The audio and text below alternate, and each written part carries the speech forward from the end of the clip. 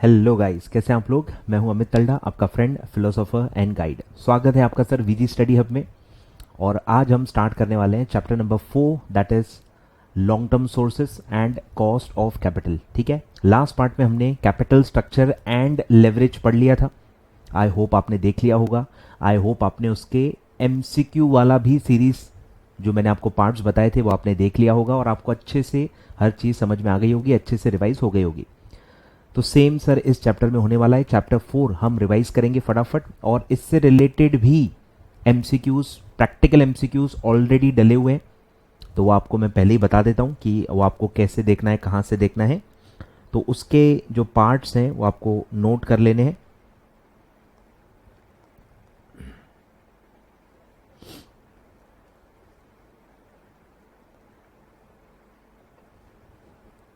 तो उसका है पार्ट 1 एंड 2 सीरीज का जो फर्स्ट एंड सेकेंड पार्ट है वो आपको देखना है। That deals with capital, cost of capital. ठीक है, तो उसमें सारे टाइप के प्रैक्टिकल एमसीक्यूज हैं, बिल्कुल आपको टेंशन नहीं लेना है। हर फॉर्मूले के क्वेश्चन मैंने कराए हुए हैं। Cost of debt, preference shares, equity, CAPM, WACC, marginal cost of capital, जो भी हम आज पढ़ने वाले हैं, रिवाइज करने वाले हैं, वो सारे फॉर्मूले के सारे क्वेश्चंस मैंने करवाए हुए हैं। और एमसीक्यू करवाने के पहले फॉर्मूले भी वहां पे फिर से मैंने बताए हुए हैं। तो ये वाला वीडियो प्लस ये जो पार्ट 1 पार्ट 2 अगर आप देखोगे तो आपका पूरा चैप्टर डिटेल में रिवाइज हो जाएगा। क्लियर है? तो ये आप नोट कर लो कि आपको ये 2 पार्ट्स देने हैं। सीरीज की लिंक डिस्क्रिप्शन में आपको मिल जाएगी। एफएम प्रैक्टिकल एमसीक्यूज की सीरीज की लिंक डिस्क्रिप्शन में मैंने दी हुई है, आप देख सकते हैं। ठीक है, चलिए करें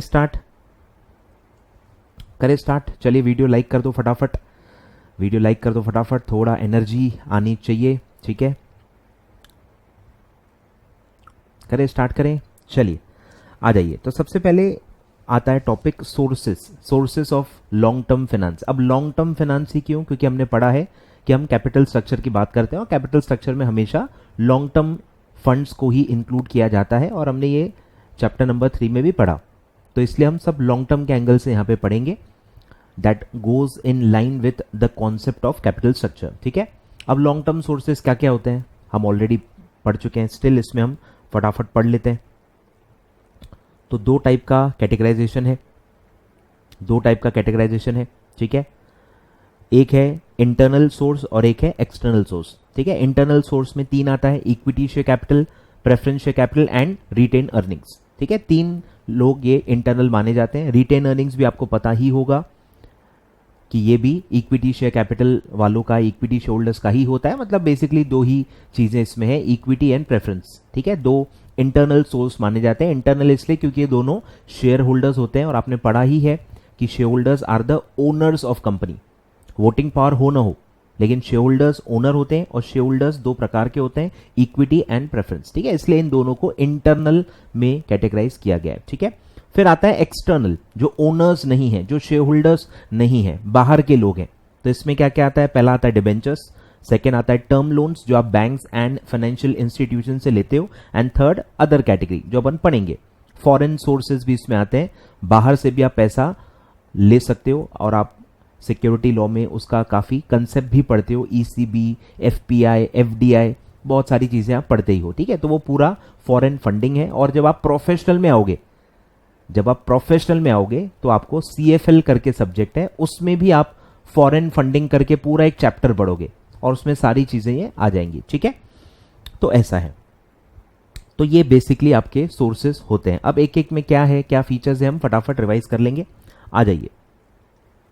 तो सबसे पहले हम पढ़ेंगे नीड, कि लॉन्ग टर्म सोर्स का पैसा क्यों चाहिए, लॉन्ग टर्म सोर्स का पैसा कहां यूज होता है, वो सब हम पढ़ेंगे। ठीक है, ध्यान दो कि नीड क्या है। ये मैं ऑलरेडी आपको लास्ट लेक्चर में बता चुका हूं, स्टिल इसमें अपन फटाफट रिपीट करेंगे कि लॉन्ग टर्म फाइनेंस की नीड क्या है। तो पहला है कि भाई आपको फिक्स्ड एसेट्स लेने हैं। ठीक है, long term funds long term assets की तरह के लिए यूज होना चाहिए। मैचिंग आपको मैंने बताया था कि एफएम में मैचिंग फॉलो होता है। लॉन्ग टर्म नीड है तो लॉन्ग टर्म सोर्स से ही पूरी करनी है। तो लॉन्ग टर्म सोर्स तो हमने पढ़ लिए, अब हम लॉन्ग टर्म नीड्स क्या है, कहां हम पैसा लगाने वाले हैं। तो पहला आता है फिक्स्ड एसेट। ठीक है, सारे फिक्स्ड एसेट्स ऑलमोस्ट सारे लॉन्ग टर्म ही होते हैं। सारे fixed assets almost long term ही होते हैं, ठीक है। तो बहुत सारे होते हैं, आपको पता ही है, land and building, plant and machinery, furniture, depending on their nature business, अलग अलग टाइप के एसेट्स हो सकते हैं। और मैंने लास्ट लेक्चर में आपको काफी एग्जांपल्स दिए थे। These assets may be regarded as the foundation of a business. Capital required for these assets is called as fixed capital, क्योंकि ये लंबे समय के लिए चाहिए होता है, हम उसको 2-3 महीने में वापस नहीं कर सकते हैं, क्योंकि ये एसेट्स लॉन्ग टर्म इनकी लाइफ होती है और इनको हम बेचते नहीं है, ये बेचने के लिए नहीं होते हैं, ये यूज करने के लिए होते हैं। तो इनसे जो पैसा आप कमाओगे वो धीरे धीरे धीरे धीरे कमाओगे, एकदम से पूरा पैसा आपको नहीं मिलता, क्योंकि आप इसको बेच नहीं सकते हो, बेचने के लिए आप इसको नहीं खरीदते हो। इसीलिए लॉन्ग टर्म सोर्स से ही इसको फाइनेंस करना चाहिए और इसीलिए फिक्स्ड कैपिटल इसको कहा जाता है, ठीक है।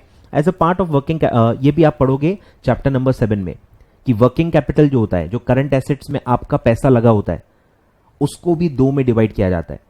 उसको भी आप एनालिसिस करते हो कि वर्किंग कैपिटल भी जो होता है वो फ्लक्चुएट होता है, लेकिन हर वक्त एक मिनिमम वर्किंग कैपिटल आप हमेशा कैरी करते हो। एग्जाम्पल, आप हमेशा मिनिमम एक कुछ कैश अमाउंट होता है, कुछ के लिए 10,000 होगा, कुछ के लिए 15,000 होगा, कुछ के लिए 1 लाख होगा, कुछ के लिए 5 लाख होगा। Depending on your level of business आप हमेशा कुछ एक मिनिमम कैश कैरी करते ही हो, उसके नीचे आप जाने ही नहीं देते। Same goes for bank account, minimum bank balance होता ही है 5,000, 10,000, 15,000, 25,000, 50,000, depending on the nature of current account जो आपके बिजनेस का होगा, उसके नीचे बैलेंस जाता ही नहीं है, तो आपका हमेशा पैसा लग गया।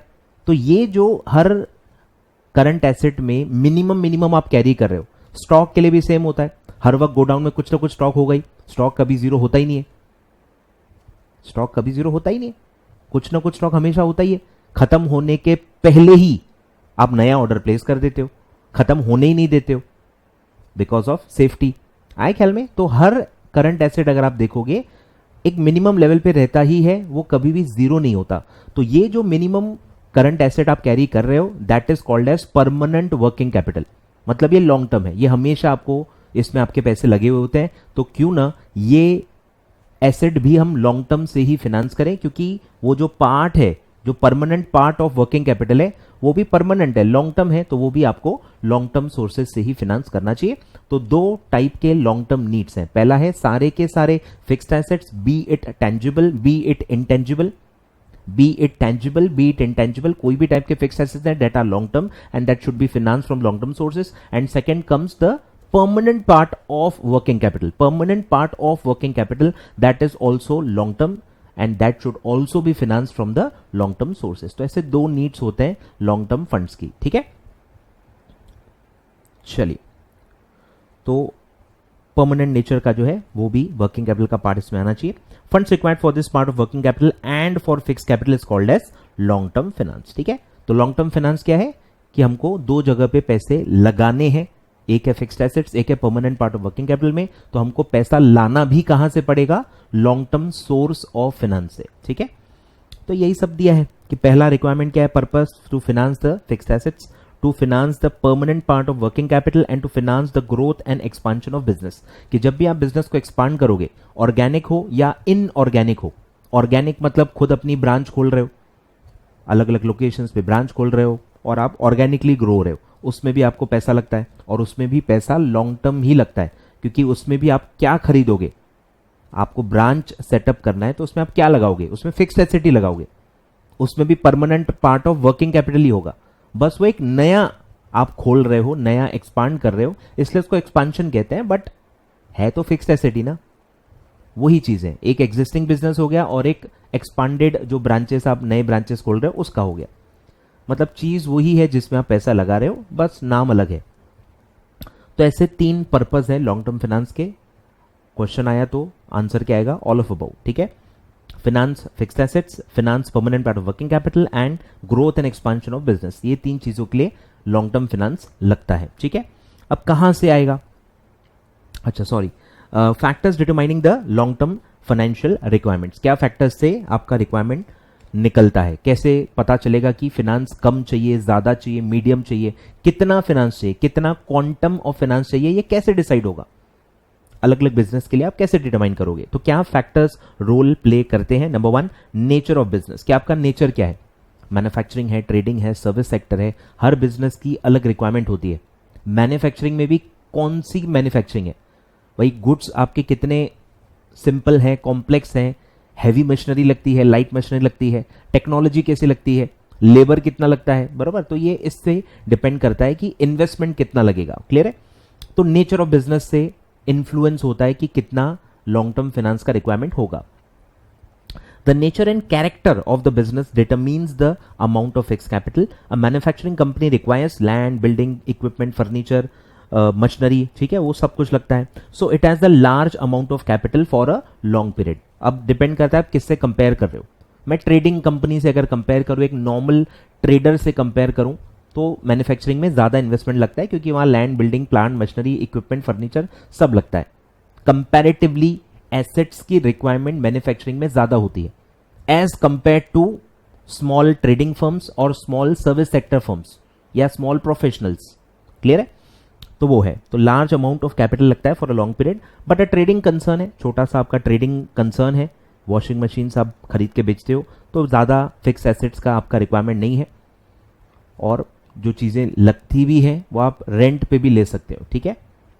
तो smaller amount of long term funds की आपकी नीड होती है because it does not have to buy building machines etcetera. कुछ भी बहुत हैवी इन्वेस्टमेंट करने की जरूरत नहीं है, आपको सिर्फ एक स्पेस चाहिए होती है जहां पे आप इन्वेंट्री रख पाओ, उसके अलावा आपको कुछ नहीं करना है। ठीक है? तो नेचर ऑफ बिजनेस इन्फ्लुएंस करता है कि कितना इन्वेस्टमेंट चाहिए होगा। सेकेंड है नेचर ऑफ गुड्स प्रोड्यूस्ड। भले आप मैन्युफैक्चरिंग हो, अरे पर मैन्युफैक्चरिंग में भी बहुत ही ज्यादा वेराइटी होती है कि आप कैपिटल गुड्स बना रहे हो या कंज्यूमर गुड्स बना रहे हो, हैवी गुड्स बना रहे हो कि लाइट गुड्स बना रहे हो। समझ रहे हो? एरोप्लेन अगर मैं मैन्युफैक्चर कर रहा हूं या साइकिल बना रहा हूं, फर्क है कि नहीं है? शिप मैन्युफैक्चर कर रहा हूं या एक टू व्हीलर मैन्युफैक्चर कर रहा हूं, फर्क है। तो कितना हैवी आपका गुड्स है, कितना टेक्निकल है, कितना टेक्नोलॉजी का रिक्वायरमेंट होता है, इस पे डिपेंड करता है, या कितने प्रोसीजर्स कॉम्प्लेक्स हैं उस पे डिपेंड करता है। ठीक है? If a business is engaged in manufacturing small and simple articles, ठीक है, छोटे मोटे सिंपल प्रोडक्ट्स आप बनाते हो, तो उसमें बहुत ज्यादा मशीनरी, बहुत ज्यादा इन्वेस्टमेंट की जरूरत नहीं होती है। It will require a small amount of fixed capital as compare to, depend करता है, देखो आप किससे कंपेयर कर रहे हो। यहां मैं ट्रेडिंग वालों से कंपेयर नहीं कर रहा हूं, यहां मैं मैन्युफैक्चरिंग के अंदर ही सिंपल प्रोडक्ट्स और कॉम्प्लेक्स प्रोडक्ट्स को कंपेयर कर रहा हूं। तो as compare to simple products, complex products बनाने में या हैवी प्रोडक्ट्स बनाने में ज्यादा इन्वेस्टमेंट की रिक्वायरमेंट होती है। तो दिया है वन मैन्युफैक्चरिंग हैवी मशीनरीज और heavy consumer items like cars, refrigerators which require more fixed capital. ठीक है? सिंपल आर्टिकल्स में इन्वेस्टमेंट कम लगता है, कॉम्प्लेक्स या हैवी गुड्स को बनाने में ज्यादा इन्वेस्टमेंट लगता है। And third is technology. बराबर, जितना ज्यादा एडवांस्ड टेक्नोलॉजी का रिक्वायरमेंट होगा उतना इन्वेस्टमेंट आपका ज्यादा होगा। लेटेस्ट चीजें महंगी होती है, आपको पता ही होगा, लेटेस्ट मशीनरी, लेटेस्ट टेक्नोलॉजी, सब लेटेस्ट आपको चाहिए तो उतना ज्यादा महंगा होता है, या काफी बार आपको वो चीजें इंपोर्ट करनी पड़ती है, और इंपोर्ट में तो आपको पता ही है इंपोर्ट ड्यूटी भी लग जाती है, तो और महंगा हो जाता है और ज्यादा पैसे की रिक्वायरमेंट हो जाती है। In heavy industries like steel, the fixed capital investment is larger than in case of business producing plastic jars using simple technology or producing goods with labor intensive technique. तो कितना टेक्नोलॉजी का requirement है, indigenous है या imported है, उस पर भी डिपेंड करेगा कि इन्वेस्टमेंट कम चाहिए कि ज्यादा चाहिए। क्लियर है? तो 3 पॉइंट्स हैं, 3 चीजें इन्फ्लुएंस करती है। Number 1 nature of business, nature of goods, nature of business, nature of goods produced, and third is technology. 3 चीजें अफेक्ट करती हैं। क्वेश्चन आया तो आंसर आएगा ऑल ऑफ अबव, या उल्टा क्वेश्चन भी आ सकता है कि which of the following does not affect the long term finance. तो एक कोई भलता ऑप्शन आपको दिया रहेगा, आपको आइडेंटिफाई करना होगा कि कौन सा फैक्टर अफेक्ट नहीं करता है। ठीक है? आगे बढ़ते हैं। फिर है सोर्सेस, जो भी मैंने आपको बताया, तो ये तो बचपन है, आप कंपनी लॉ, सिक्योरिटी लॉ, हर जगह अकाउंट्स में भी आप हर जगह मुझसे भी पढ़ चुके होंगे। ठीक है? तो इजी पार्ट है, फटाफट पढ़ लेते हैं। पहला है ओनर्स कैपिटल, यानी वही इंटरनल ओनर्स कैपिटल। तो पहला आता है इक्विटी शेयर कैपिटल, पता ही होगा आपको, कॉमन स्टॉक भी इसको आप कहते हो। ठीक है? वोटिंग पावर्स होते हैं इस पे, अनसिक्योर्ड होता है, कोई प्रेफरेंस नहीं होता है इस पे, डिविडेंड मिलेगा नहीं मिलेगा फिक्स नहीं होता, कोई फिक्स रेट ऑफ डिविडेंड नहीं होता है, कैपिटल भी सबसे आखिरी में वापस मिलता है। This is equity share capital. ठीक है, तो ये सब वही फीचर्स हैं, आपको पता ही होगा। फिर है प्रेफरेंस शेयर कैपिटल, तो आपको पता ही है प्रेफरेंस शेयर्स का नाम प्रेफरेंस शेयर्स क्यों है, क्योंकि उनको दो टाइप के प्रेफरेंसेस होते हैं, प्रायोरिटीज होते हैं। पहला है कि डिविडेंड में प्रायोरिटी मिलता है, इक्विटी शेयर होल्डर से पहले आपको डिविडेंड मिलेगा, और रीपेमेंट ऑफ कैपिटल में भी इनको प्रायोरिटी होती है, प्रेफरेंस मिलता है कि जब कंपनी बंद होगी तो पैसा, जब कैपिटल लौटाया जाएगा तो इक्विटी वालों से पहले प्रेफरेंस शेयर होल्डर्स को दिया जाएगा। प्रेफरेंस शेयर होल्डर्स को कोई वोटिंग पावर नहीं होता है, कोई वोटिंग पावर नहीं होता है। ठीक है, ये सब आप पढ़ चुके हो। और फिक्स रेट ऑफ डिविडेंड मिलता है। ठीक है, तो ये सब आपको पता ही होगा। And third is retained earnings, कि जो भी आप कमा रहे हो, डिविडेंड पॉलिसी हमने पढ़ी है, जो भी आप कमा रहे हो उसमें आपके पास चॉइस है, या तो आप रिटेन करो या तो आप डिविडेंड बांट दो, या तो आप रिटेन करो या तो आप डिविडेंड बांट दो। अब उसमें चॉइसेस है, पूरा डिविडेंड भी बांट सकते हो, कुछ भी डिविडेंड नहीं बांट सकते हो, पार्टली डिविडेंड बांट सकते हो, पार्टली रिटेन भी कर सकते हो। तो that will be determined by your dividend policy. तो जो भी पार्ट ऑफ प्रॉफिट जो अवेलेबल है, जो डिस्ट्रीब्यूट नहीं हो रहा है, जो डिस्ट्रीब्यूट नहीं हो रहा है उसको कहते हैं रिटेन्ड अर्निंग्स। ठीक है, जो किसको बिलोंग करते हैं, इक्विटी शेयर होल्डर्स को। ठीक है, तो ये हैं तीन टाइप के इंटरनल सोर्सेस। ठीक है, ओनर्स। फिर सेकंड है बोरोड कैपिटल, यानी आउटसाइडर्स से जो आप पैसा लेते हो। Number one debentures. ठीक है, डिबेंचर्स क्या है, इंस्ट्रूमेंट है, सर्टिफिकेट है, एक्नॉलेजमेंट है कि आप पैसा ले रहे हो आउटसाइडर्स से, तो आप उसको एक सर्टिफिकेट देते हो कि हाँ मैंने आपसे इतना पैसा लिया है, इतना पैसा इतने समय के लिए इतने रेट ऑफ इंटरेस्ट से मैंने आपसे लिया है, उसका सर्टिफिकेट आप देते हो, उसको कहते हैं डिबेंचर।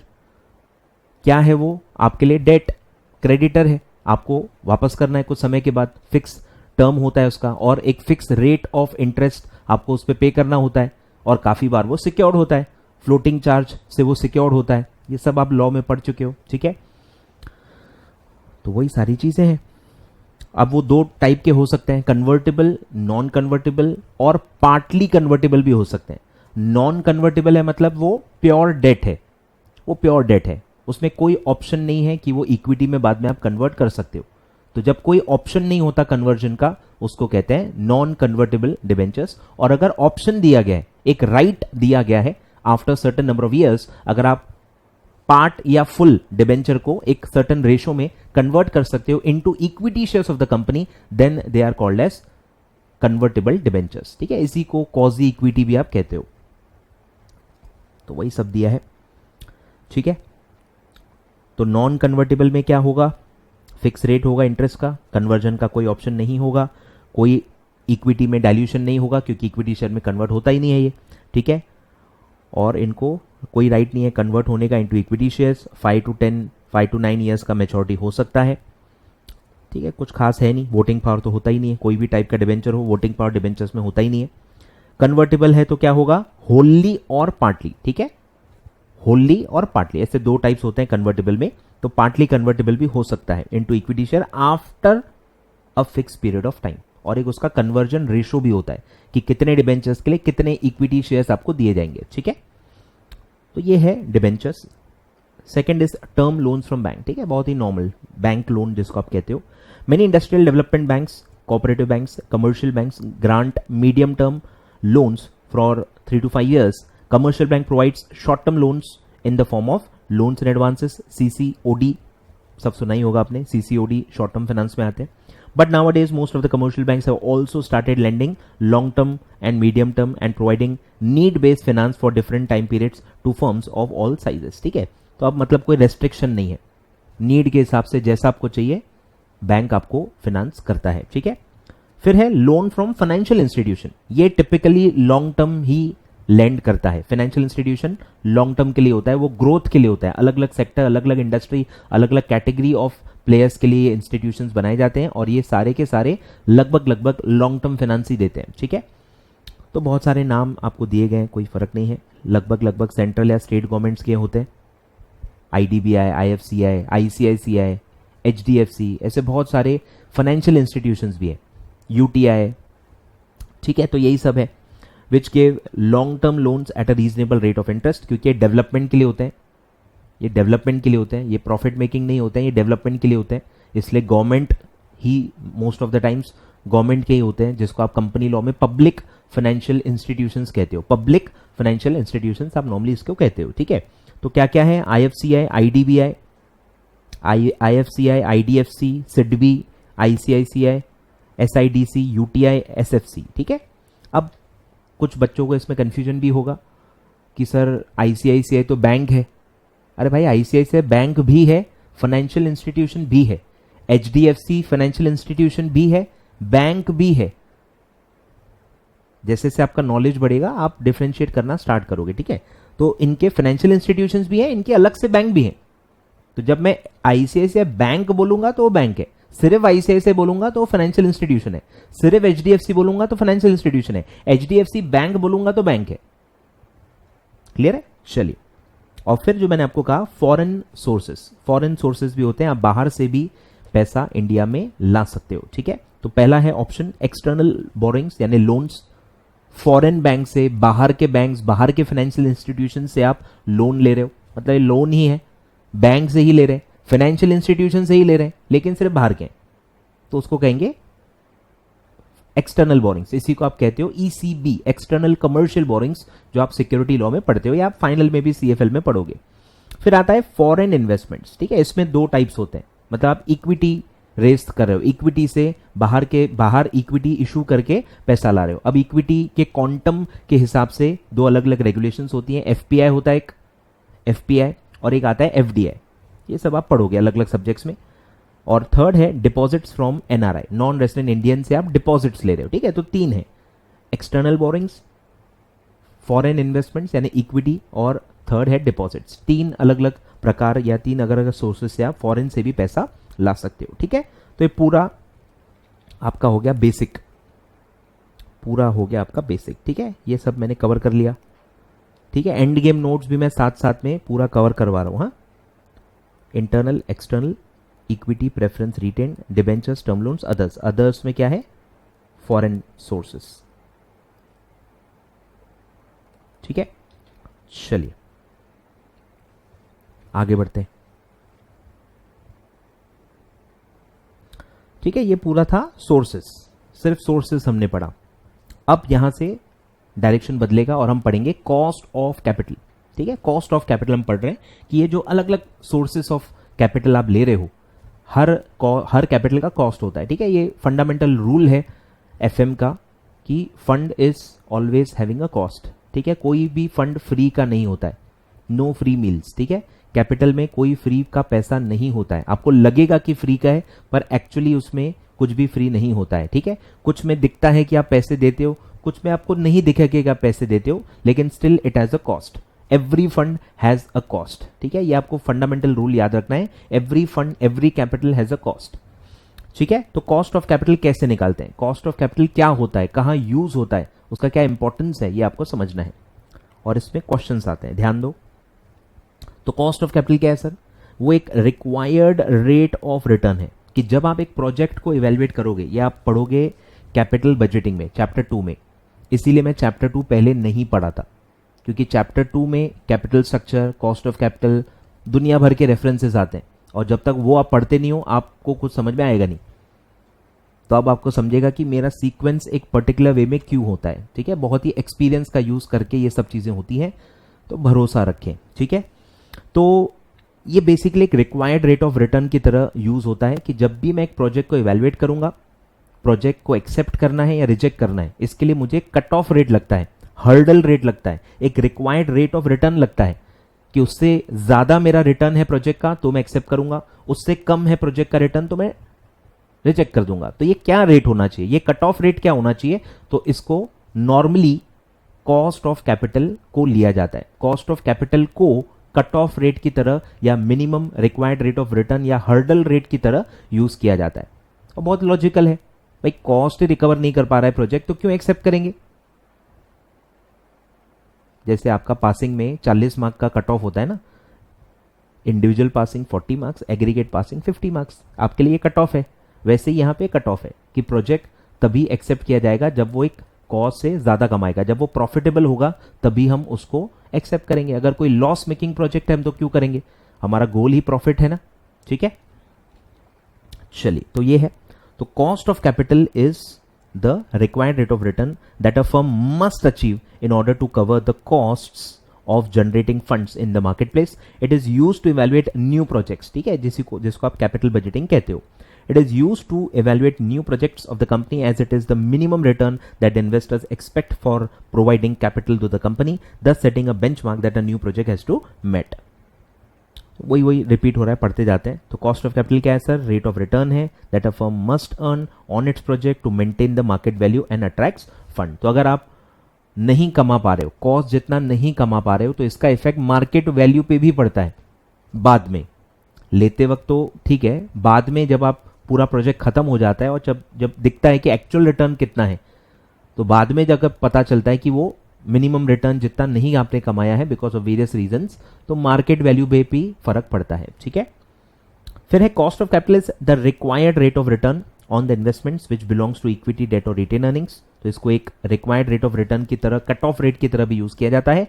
और अब सबसे इंपॉर्टेंट लाइन आ रही है, ध्यान देना कि अगर आप रिक्वायर्ड रेट ऑफ रिटर्न से ज्यादा कमा रहे हो तो मार्केट वैल्यू बढ़ते जाएगी, मतलब पॉजिटिव मार्केट से रिस्पॉन्स मिलेगा. और अगर आप रिक्वायर्ड रेट ऑफ रिटर्न से कम कमा रहे हो तो उस पर आपको नेगेटिव इफेक्ट दिखेगा मार्केट में, आपका मार्केट वैल्यू कम होगा. ठीक है, ध्यान दो.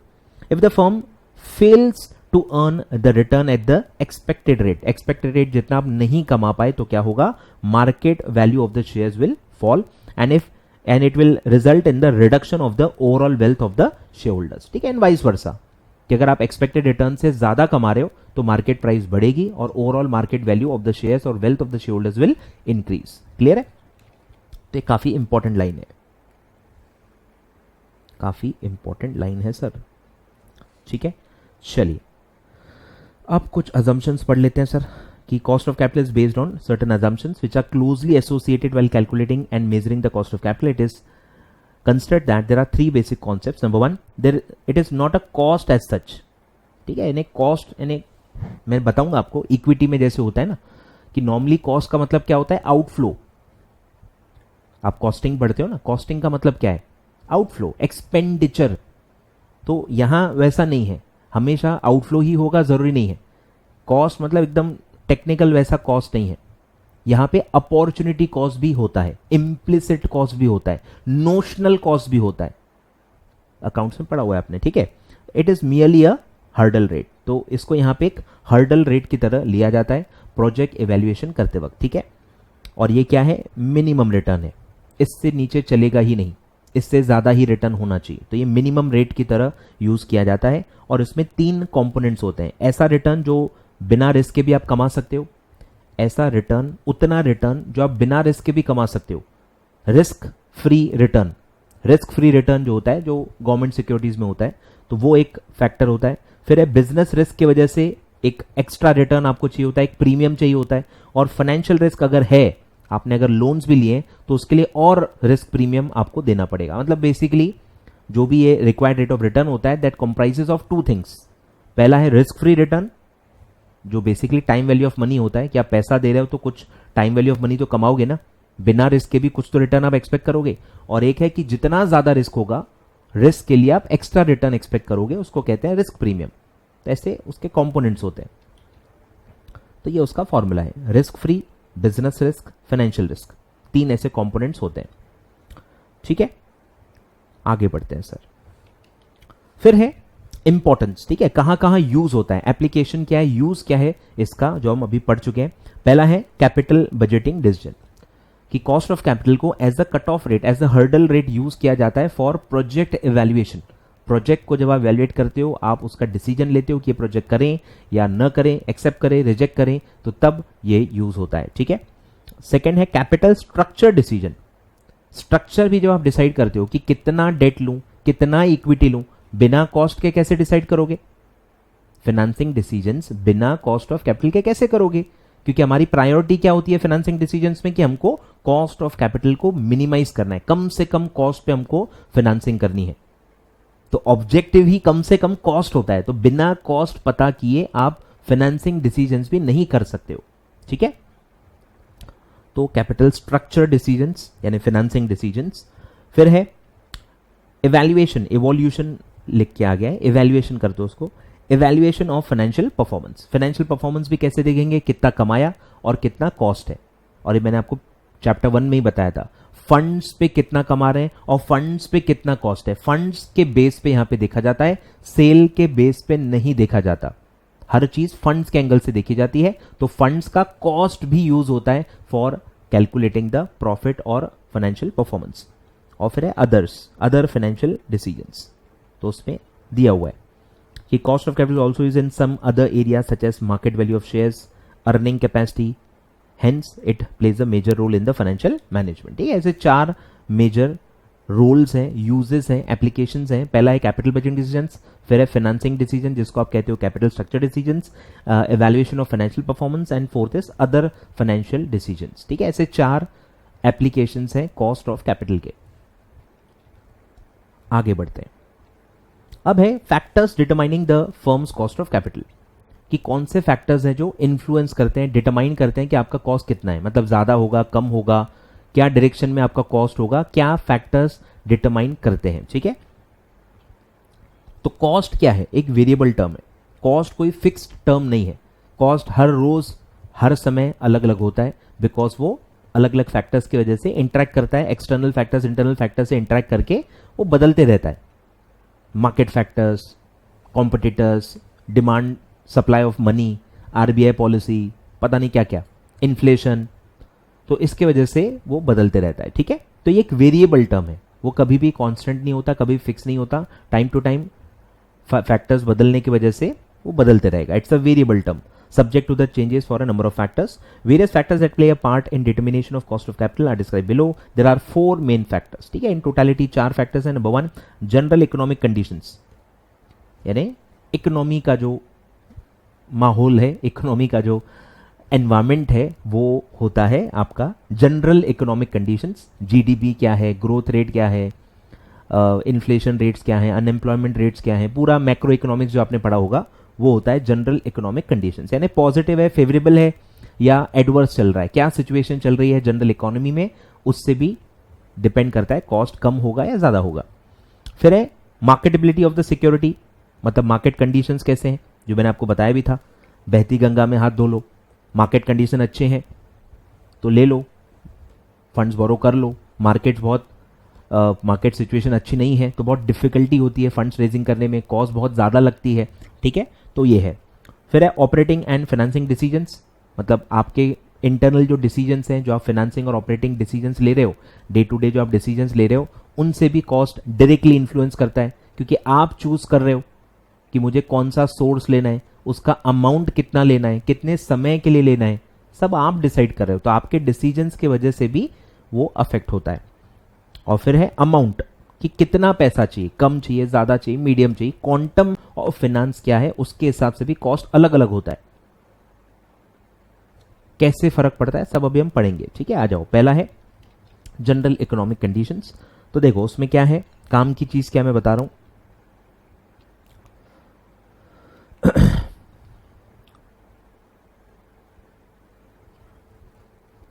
तो इनका कहना है डिमांड सप्लाई के हिसाब से होता है, कि अगर डिमांड पैसों की ज्यादा है, सप्लाई कम है, डिमांड ज्यादा है, कॉस्ट बढ़ते जाएगी। एकदम बेसिक हो गया ना। गुड्स के लिए भी अप्लाई होता है, मनी के लिए भी अप्लाई होता है, कि अगर मनी की डिमांड ज्यादा है और मनी का सप्लाई कम है, तो डिमांड ज्यादा होने की वजह से रेट ऑफ इंटरेस्ट बढ़ते जाएंगे, कॉस्ट ऑफ कैपिटल बढ़ते जाएगा। सिमिलरली अगर सप्लाई ज्यादा है और डिमांड कम है, जो कि रिसेशन में होता ही है, रिसेशन में ये होता है, सप्लाई होता है लेकिन डिमांड ही नहीं होती, लोगों को पैसे की नीड ही नहीं है, तो इंटरेस्ट रेट्स कम होते जाते हैं, कॉस्ट ऑफ कैपिटल कम होते जाता है। ठीक है, तो ये डिमांड सप्लाई का ही खेल है, और डिमांड सप्लाई तो जनरल इकोनॉमिक कंडीशंस पे ही होगा। आरबीआई पॉलिसी क्या है, बैंक्स कैसे लेंड कर रहे हैं, क्या हो रहा है, वो सब मनी के फ्लो पे डिपेंड करता है। ठीक है, तो ये दिया है देखो, कि if demand for money increases, कि अगर डिमांड बढ़ रही है, सप्लाई के मुकाबले डिमांड ज्यादा है, तो क्या होगा, lenders will raise their required rate of return. तो बैंक है, फाइनेंशियल इंस्टीट्यूशन है, जहां से भी आप पैसा ले रहे हो, वो रेट्स बढ़ाते जाएंगे। And at the same time if inflation is expected to deteriorate the purchasing power of money, investors will require a higher rate of return. Inflation की वजह से भी आपका कॉस्ट ऑफ कैपिटल बढ़ते जाता है, क्योंकि इन्वेस्टर्स ज्यादा एक्सपेक्ट कर रहे हैं। इन्फ्लेशन की वजह से जिनसे आप पैसा ले रहे हो, equity shares, preference shares, debentures, public से जब आप पैसा ले रहे हो, तो इन्फ्लेशन की वजह से उनकी एक्सपेक्टेशन बढ़ जाती है और ज्यादा रेट पे ही वो सिक्योरिटीज को सब्सक्राइब करने के लिए रेडी होते हैं। अगर आप कम रेट ऑफर करोगे तो वो सब्सक्राइब ही नहीं करते, because of inflation. Inflation cover होना चाहिए, इन्फ्लेशन रेट्स उनकी अर्निंग में उनका कवर होना चाहिए, ठीक है। आपके लिए जो फंडिंग है उनके लिए वो इन्वेस्टमेंट है। आपके लिए जो फंडिंग है, जहां आप पैसा ले रहे हो, कंपनी पैसा ले रही है, पर वो तो पैसा लगा रहे हैं ना, उनके लिए तो ये इन्वेस्टमेंट है। और इंसान इन्वेस्टमेंट क्यों करता है, या आप पढ़ोगे अभी धीरे धीरे जैसे आप आगे बढ़ोगे। भाई इन्वेस्टमेंट का पर्पस क्या होता है? सबसे पहला पर्पस, बेसिक पर्पस यही होता है कि आपको इन्फ्लेशन से लड़ना है। आपका जो डिक्लाइनिंग परचेसिंग पावर हो रहा है उससे आपको बचना है। तो प्राइमरी इन्वेस्टमेंट का पर्पस ही होता है इन्फ्लेशन। आ रहा है कुछ समझ में? चलिए, फिर है मार्केट कंडीशंस, ठीक है। मार्केट कंडीशंस कि वो फेवरेबल है, एडवर्स हैं, क्या है? तो क्या है? तो रिस्क रिटर्न थ्योरी दी है कि अगर कहीं रिस्क ज्यादा है तो आप ज्यादा रिटर्न एक्सपेक्ट करोगे, कम रिस्क है तो कम रिटर्न एक्सपेक्ट करोगे, कम रिटर्न में आप खुश हो जाओगे, ठीक है। तो वो सब दिया हुआ है। और फिर एक आता है रिस्क, कि रिस्क का मतलब क्या है, जो अपन चैप्टर 8 और 9 में बहुत डिटेल में पढ़ने वाले हैं, चैप्टर 2 में भी आएगा। रिस्क का मतलब क्या होता है? तो रिस्क के इन्होंने पहले 2 एग्जाम्पल्स दिए हैं। एक है मार्केटेबिलिटी, कि अगर कोई सिक्योरिटी मार्केटेबल ही नहीं है, मार्केटेबल मतलब सेलेबल, मतलब आप अनलिस्टेड हो, फॉर एग्जाम्पल अनलिस्टेड हो तो नॉन मार्केटेबल होता है, लिस्टेड हो और फ्रीक्वेंटली ट्रेडेड भी हो तो आप मार्केटेबल हो, इजीली मार्केटेबल हो, कभी भी इन्वेस्टर सिक्योरिटी बेच सकता है। तो किसमें रिस्क ज्यादा है? Non marketable. जो सिक्योरिटी मार्केटेबल नहीं है, इन्वेस्टर के एंगल से उसमें रिस्क ज्यादा है, क्योंकि जब आपको जरूरत पड़ेगी आप उसको बेच नहीं पाओगे, बेचने में टाइम लगेगा, तो रिस्क ज्यादा है। तो ऐसी सिक्योरिटी का रिटर्न वो ज्यादा एक्सपेक्ट करेंगे, ठीक है, पहला पॉइंट। सेकेंड, स्टेबिलिटी, प्राइसेस कितनी स्टेबल है, कि अगर प्राइस बहुत ज्यादा फ्लक्चुएट होती है, जिसको आप कहते हो वोलेटिलिटी, मार्केट में क्या कहते हैं स्टॉक मार्केट के टर्म्स में, वोलेटिलिटी, कि जितनी ज्यादा वोलेटिलिटी है, जितने ज्यादा prices up down up down up down हो रहे हैं, उतना उसको रिस्की माना जाता है। और जितने प्राइस स्टेबल हैं उतना उसमें रिस्क कम है। तो वोलेटाइल है, आपके प्राइसेस बहुत ज्यादा चेंज होते हैं तो रिस्क ज्यादा परसीव किया जाता है और ज्यादा रिटर्न एक्सपेक्ट किया जाता है। और अगर स्टेबल प्राइसेस आपके चल रहे हैं तो रिस्क कम परसीव किया जाता है और कम रिटर्न एक्सपेक्ट किया जाता है, ठीक है। ऐसे 2 फैक्टर्स को मार्केट कंडीशंस में इन्होंने एक्सप्लेन किया है। पहला है marketability and second is volatility. Marketability और दूसरा है वोलेटिलिटी। मार्केटेबल नहीं है तो रिस्क ज्यादा होगा, मार्केटेबल है तो रिस्क कम होगा। वोलेटाइल है, बहुत ज्यादा वोलेटिलिटी है तो रिस्की माना जाएगा, वोलेटिलिटी कम है तो कम रिस्की माना जाएगा। क्लियर है? चलिए आगे बढ़ते हैं। थर्ड है ऑपरेटिंग एंड फाइनेंसिंग डिसीजंस, ठीक है। रिस्क और the variability of returns also result from decisions within the organisation, within the company. Risk resulting from these decisions generally divided into 2 types. पहला है business risk और दूसरा है financial risk. Last lecture में हमने पढ़ा था business risk कहां से एमर्ज होता है, इन्वेस्टमेंट डिसीजन से। फाइनेंशियल रिस्क कहां से एमर्ज होता है, फाइनेंसिंग डिसीजन से, ठीक है। तो यही पहले चैप्टर से आप इसको कनेक्ट करना है आपको, कि ये इन्वेस्टमेंट डिसीजन से है और ये फाइनेंसिंग डिसीजन से है, ठीक है। दिया भी होगा कहीं। Business risk is the variability in returns on assets, ठीक है, एसेट से रिलेटेड होता है business risk and is affected by the companies investment decisions. Financial risk is the increased variability in returns to common shareholders as a result of financing with debt or preferred stock. As business and financial risk increase or decrease, investors required rate move in the same direction, ठीक है। तो आपके decisions से भी cost of capital fluctuate होगा। And last is amount of financing, कितना capital है, कम है ज्यादा है, आपकी कैपेसिटी के हिसाब से देखा जाएगा, किसी और से कंपेयर नहीं करना है। आपकी कैपेसिटी क्या है, आपका खुद का पैसा कितना है, आपका बेस कितना है, आपकी अर्निंग कैपेसिटी कितनी है, उसके हिसाब से अमाउंट कितना है, ठीक है। The last factor determining corporation cost of funds is the level of financing, ठीक है। पहला है कि अगर इन्वेस्टमेंट नीड बहुत ज्यादा है, आपका पैसा आपको बहुत ज्यादा चाहिए, तो आपका कॉस्ट बढ़ते जाएगा। ज्यादा पैसों का कॉस्ट ज्यादा होता है। आपने सुना होगा ना, आपने उल्टा सुना होगा कि ज्यादा चाहिए तो बल्क में है तो कम कॉस्ट लगेगा, ऐसा कुछ नहीं होता। वो अलग है, ये अलग है, ठीक है। यहां अगर ज्यादा कैपिटल चाहिए तो ज्यादा रिस्क परसीव किया जाता है कि इतना पैसा ले तो रहा है पर उस पर कुछ कमा पाएगा कि नहीं। रिसेंट एग्जाम्पल आप देख लो, पेटीएम का आईपीओ आ रहा है, पेटीएम का आईपीओ आ रहा है, 18,000 करोड़ रुपए वो ले रहा है मार्केट से,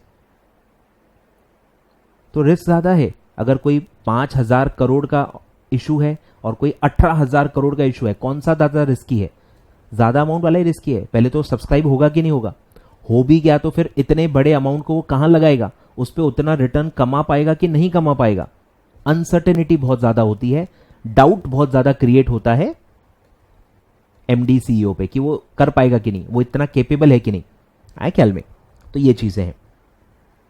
For instance, as more securities are issued, additional flotations cost or cost incurred by the firm from issuing security will affect the percentage cost of funds. तो जैसे जैसे अमाउंट बढ़ते जाता है, रिस्क बढ़ते जाता है, तो हर खर्चा बढ़ते जाता है और कुछ कुछ एडिशनल कॉस्ट भी लगते जाती हैं जस्ट बिकॉज इशू बहुत बड़ा है। तो जैसे आप पढ़ोगे सिक्योरिटी लॉ में, एक्चुअली आप ये सब पढ़ोगे कि बहुत बड़ा इशू है तो मॉनिटरिंग एजेंसी अपॉइंट करनी पड़ती है।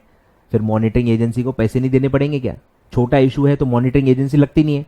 तो ऐसे जब आप एक लेवल ब्रीच करते हो तो कंप्लायंस कॉस्ट भी बहुत ज्यादा बढ़ते जाता है। ठीक है, तो ये सब है। और दिया देखो, as the management approaches the market for large amounts of capital relative to firm size, पकड़ रहे हो grammar, relative to firm size, मेरे साइज के हिसाब से मैं बहुत ज्यादा पैसा अगर ले रहा हूं तो आप पे शक किया जाएगा। ठीक है, द इन्वेस्टर्स कॉस्ट में राइज। ठीक है, सप्लायर्स ऑफ कैपिटल यानी हम इक्विटी शेयरहोल्डर्स जो हैं, suppliers of capital become hesitant to grant relatively large sums without evidence of management's capability to absorb this capital into the business. This is typically too much too soon. बहुत जल्दी बहुत बड़ा amount आप ले रहे हो या बहुत जल्दी आगे बढ़ना चाहते हो, बहुत ज्यादा रिस्क आप ले रहे हो, ऐसा माना जाता है। As the size of issue increases there is a greater difficulty in placing it in the market without reducing the price of security which also increases the cost of capital. कम price आप charge करोगे, issue price कम करते जाओगे तो आपका capital कम raise होगा, कैपिटल कम रेज होगा तो कॉस्ट भी बढ़ते जाएगा, क्योंकि बाकी खर्चे तो सेम ही रहेंगे, खर्चा तो सेम ही रहेगा ना, खर्चा सेम है और आपका फंड जो रेज हो रहा है वो कम हो रहा है, बेस कम हो रहा है, तो आपका कॉस्ट ऑफ कैपिटल बढ़ते जाएगा। धीरे धीरे चीजें आपको समझ में आते जाएंगी। ठीक है, तो आई होप ये 4 पॉइंट्स आपको फटाफट समझ में आ गए। बोलो, पहला क्या है? जनरल इकोनॉमिक कंडीशन, सेकंड है मार्केट कंडीशंस, थर्ड है operating and financing decisions and fourth is amount of financing. 4 factors हैं जो अफेक्ट करते हैं, डिटरमाइन करते हैं कॉस्ट ऑफ कैपिटल। क्लियर है? अब एक बहुत ही इजी और इंपॉर्टेंट टॉपिक है controllable factors and uncontrollable factors. यही फैक्टर्स को डिवाइड किया गया है कि कौन से फैक्टर्स कंट्रोलेबल है, कौन से फैक्टर्स अनकंट्रोलेबल है। इस पे क्वेश्चन आता है सर, एमसीक्यू क्वेश्चन इस पे बनता है। ठीक है, तो ध्यान दो, कंट्रोलेबल फैक्टर्स क्या है? इन जनरल कंट्रोलेबल क्या होता है? जो हम डिसाइड करते हैं, जो भी हमारे कंट्रोल में है, जो भी हम डिसाइड करते हैं वो कंट्रोलेबल फैक्टर्स होता है। और जो हम डिसाइड ही नहीं करते, कोई और डिसाइड करता है, तो वो हमारे लिए क्या होते हैं? अनकंट्रोलेबल।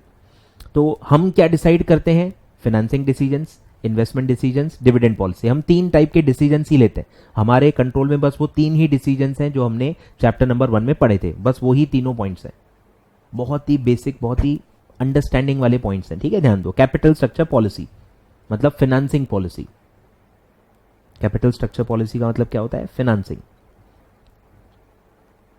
कि आपकी जो फाइनेंसिंग पॉलिसी है वो आपके हाथ में है, क्योंकि आप डिसाइड करते हो। ठीक है, सेकंड है आपकी डिविडेंड पॉलिसी और थर्ड है आपकी इन्वेस्टमेंट पॉलिसी यानी इन्वेस्टमेंट डिसीजंस। तो यही वो 3 पॉइंट्स हैं, investment decision, financing decisions, dividend policy. 3 चीजें आपके कंट्रोल में होती हैं। क्लियर है? फिर है अनकंट्रोलेबल फैक्टर्स जो आपके कंट्रोल में नहीं है, तो उसमें आता है interest rates and tax rates. ठीक है, ऑब्वियसली ऑब्वियस रीजंस है। इंटरेस्ट रेट्स आपके कंट्रोल में नहीं होते हैं क्योंकि वो जनरल मार्केट कंडीशन से वेरिएट होते हैं, वो आपके एक इंडिविजुअल के कंट्रोल में नहीं होता है। तो इंटरेस्ट रेट जो है अफेक्ट तो करता ही है। इंटरेस्ट रेट मतलब आपका डेट का कॉस्ट। इंटरेस्ट रेट क्या है? डेट का कॉस्ट। इंटरेस्ट रेट बढ़ते गए, आपका डेट का कॉस्ट बढ़ते जाएगा, डेट का कॉस्ट बढ़ते गया तो आपका ओवरऑल कॉस्ट ऑफ कैपिटल बढ़ते जाएगा एंड वाइस वर्सा। फिर है टैक्स रेट, ये भी मैंने आपको एक जगह बताया होगा, आई थिंक चैप्टर नंबर 1 में बताया होगा कि टैक्स रेट यहां पे क्या मायने रखता है कॉस्ट ऑफ कैपिटल में? टैक्स सेविंग्स के लिए, कि डेट का जो इंटरेस्ट है दैट इज टैक्स डिडक्टेबल, तो इंटरेस्ट पे टैक्स का एडवांटेज मिलता है। अब जितना टैक्स रेट ज्यादा होगा उतना ये एडवांटेज ज्यादा होगा, और जितना एडवांटेज ज्यादा होगा उतना कॉस्ट ऑफ डेट कम होगा। याद आ रहा है? फॉर्मूला भी बताया था, KD 1 - T। के D 1 minus T. Tax rate minus होता है, तो जितना टैक्स रेट ज्यादा होगा उतना के डी कॉस्ट ऑफ डेट कम होगा, और जितना कॉस्ट ऑफ डेट कम होगा उतना ओवरऑल कॉस्ट कम होगा। ठीक है, इस तरह से ये इन्फ्लुएंस करता है, और टैक्स रेट हमारे हाथ में है ही नहीं, वो तो सरकार डिसाइड करती है। ठीक है, तो ऐसा है। तो ये 5 पॉइंट्स आपको ध्यान रखने हैं। 3 पॉइंट्स हैं जो कंट्रोलेबल हैं, क्वेश्चन आता है इस पे, ऑल ऑफ अबव क्वेश्चन आ सकता है। पहला है इन्वेस्टमेंट डिसीजन, सेकंड है फाइनेंसिंग डिसीजन, थर्ड है डिविडेंड डिसीजन। 3 पॉलिसी आपके कंट्रोल में होती है, और 2 फैक्टर्स है जो आपके कंट्रोल में नहीं है, number 1 interest rates and number 2 tax rates. Clear है? चलिए अब आते हैं एक्चुअल कॉस्ट पे, कि ये जो आपके 3 ब्रॉड सोर्सेस हैं, डेट, इक्विटी और प्रेफरेंस, डेट, इक्विटी और प्रेफरेंस, इनके कॉस्ट कैसे निकालते हैं ये अब हमको पढ़ना है। ठीक है, इसके प्रैक्टिकल एमसीक्यूज ऑलरेडी मैं पढ़ा चुका हूं, मैं ऑलरेडी आपको बता चुका हूं। यहां पे मैं सिर्फ कंसेप्ट बताऊंगा, उनके फॉर्मूलेस थोड़े बहुत समझा दूंगा।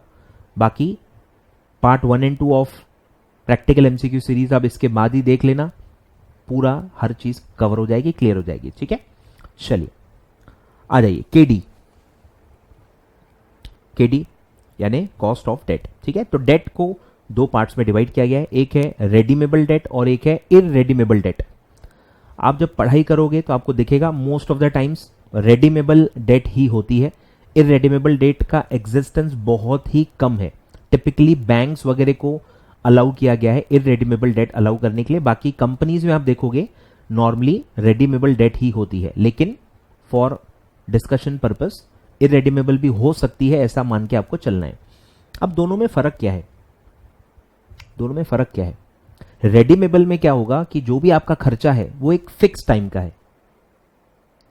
कुछ खर्चा ऐसा होता है जो हर साल आप पे करते हो, जैसे इंटरेस्ट हर साल, और कुछ खर्चा ऐसा होता है तो वन टाइम होता है, जो फंड रेजिंग के वक्त वन टाइम आपको लगता है, तो वो आपको ओवरऑल जो उसका ड्यूरेशन होता है उसमें बांटना पड़ता है।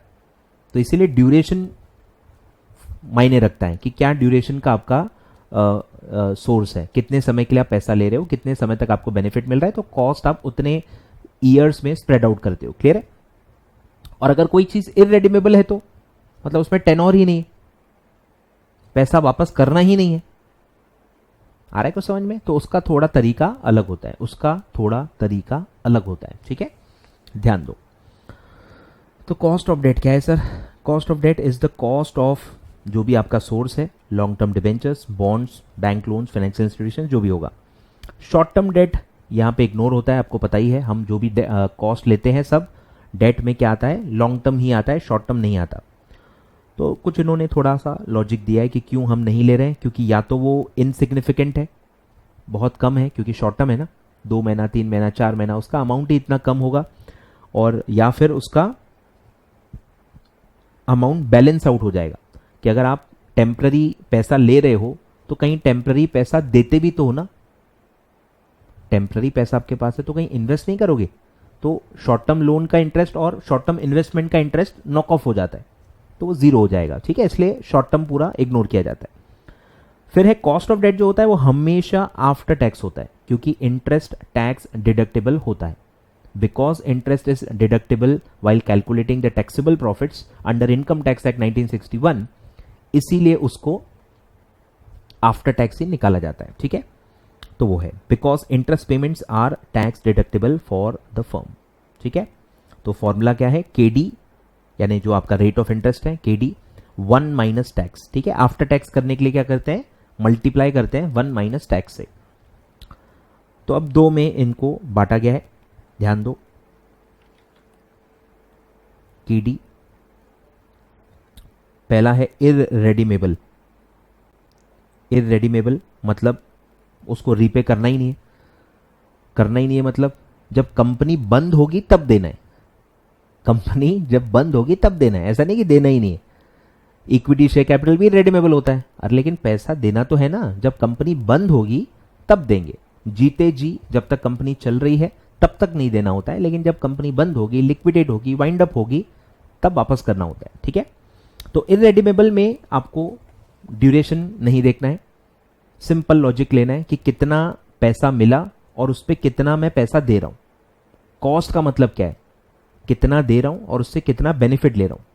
तो कितना दे रहा हूं, इंटरेस्ट इंटरेस्ट जो है बस एक ही मेरा कॉस्ट है, मैं इंटरेस्ट दे रहा हूं, तो इंटरेस्ट जो दे रहा हूं वो मेरा कॉस्ट है, और जो मेरा पैसा मुझे मिला यूज करने के लिए, इशू प्राइस, जिसको आप यहां पे नेट प्रोसीड्स कहोगे, एनपी नेट प्रोसीड्स कहोगे, नेट जो भी पैसा आपको यूज करने के लिए बचा वो आपका बेनिफिट है। तो कॉस्ट हमेशा बेनिफिट के बेस पे निकाला जाता है, ठीक है। तो वैसे हम इसको कैलकुलेट करेंगे। बोलो।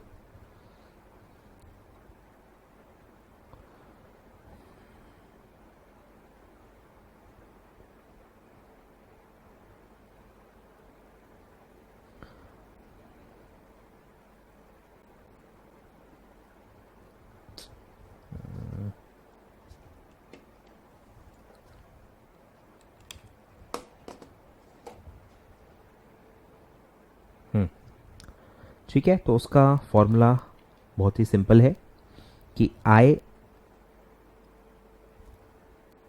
1 minus T divided by NP। ठीक है, सिंपल फॉर्मूला है।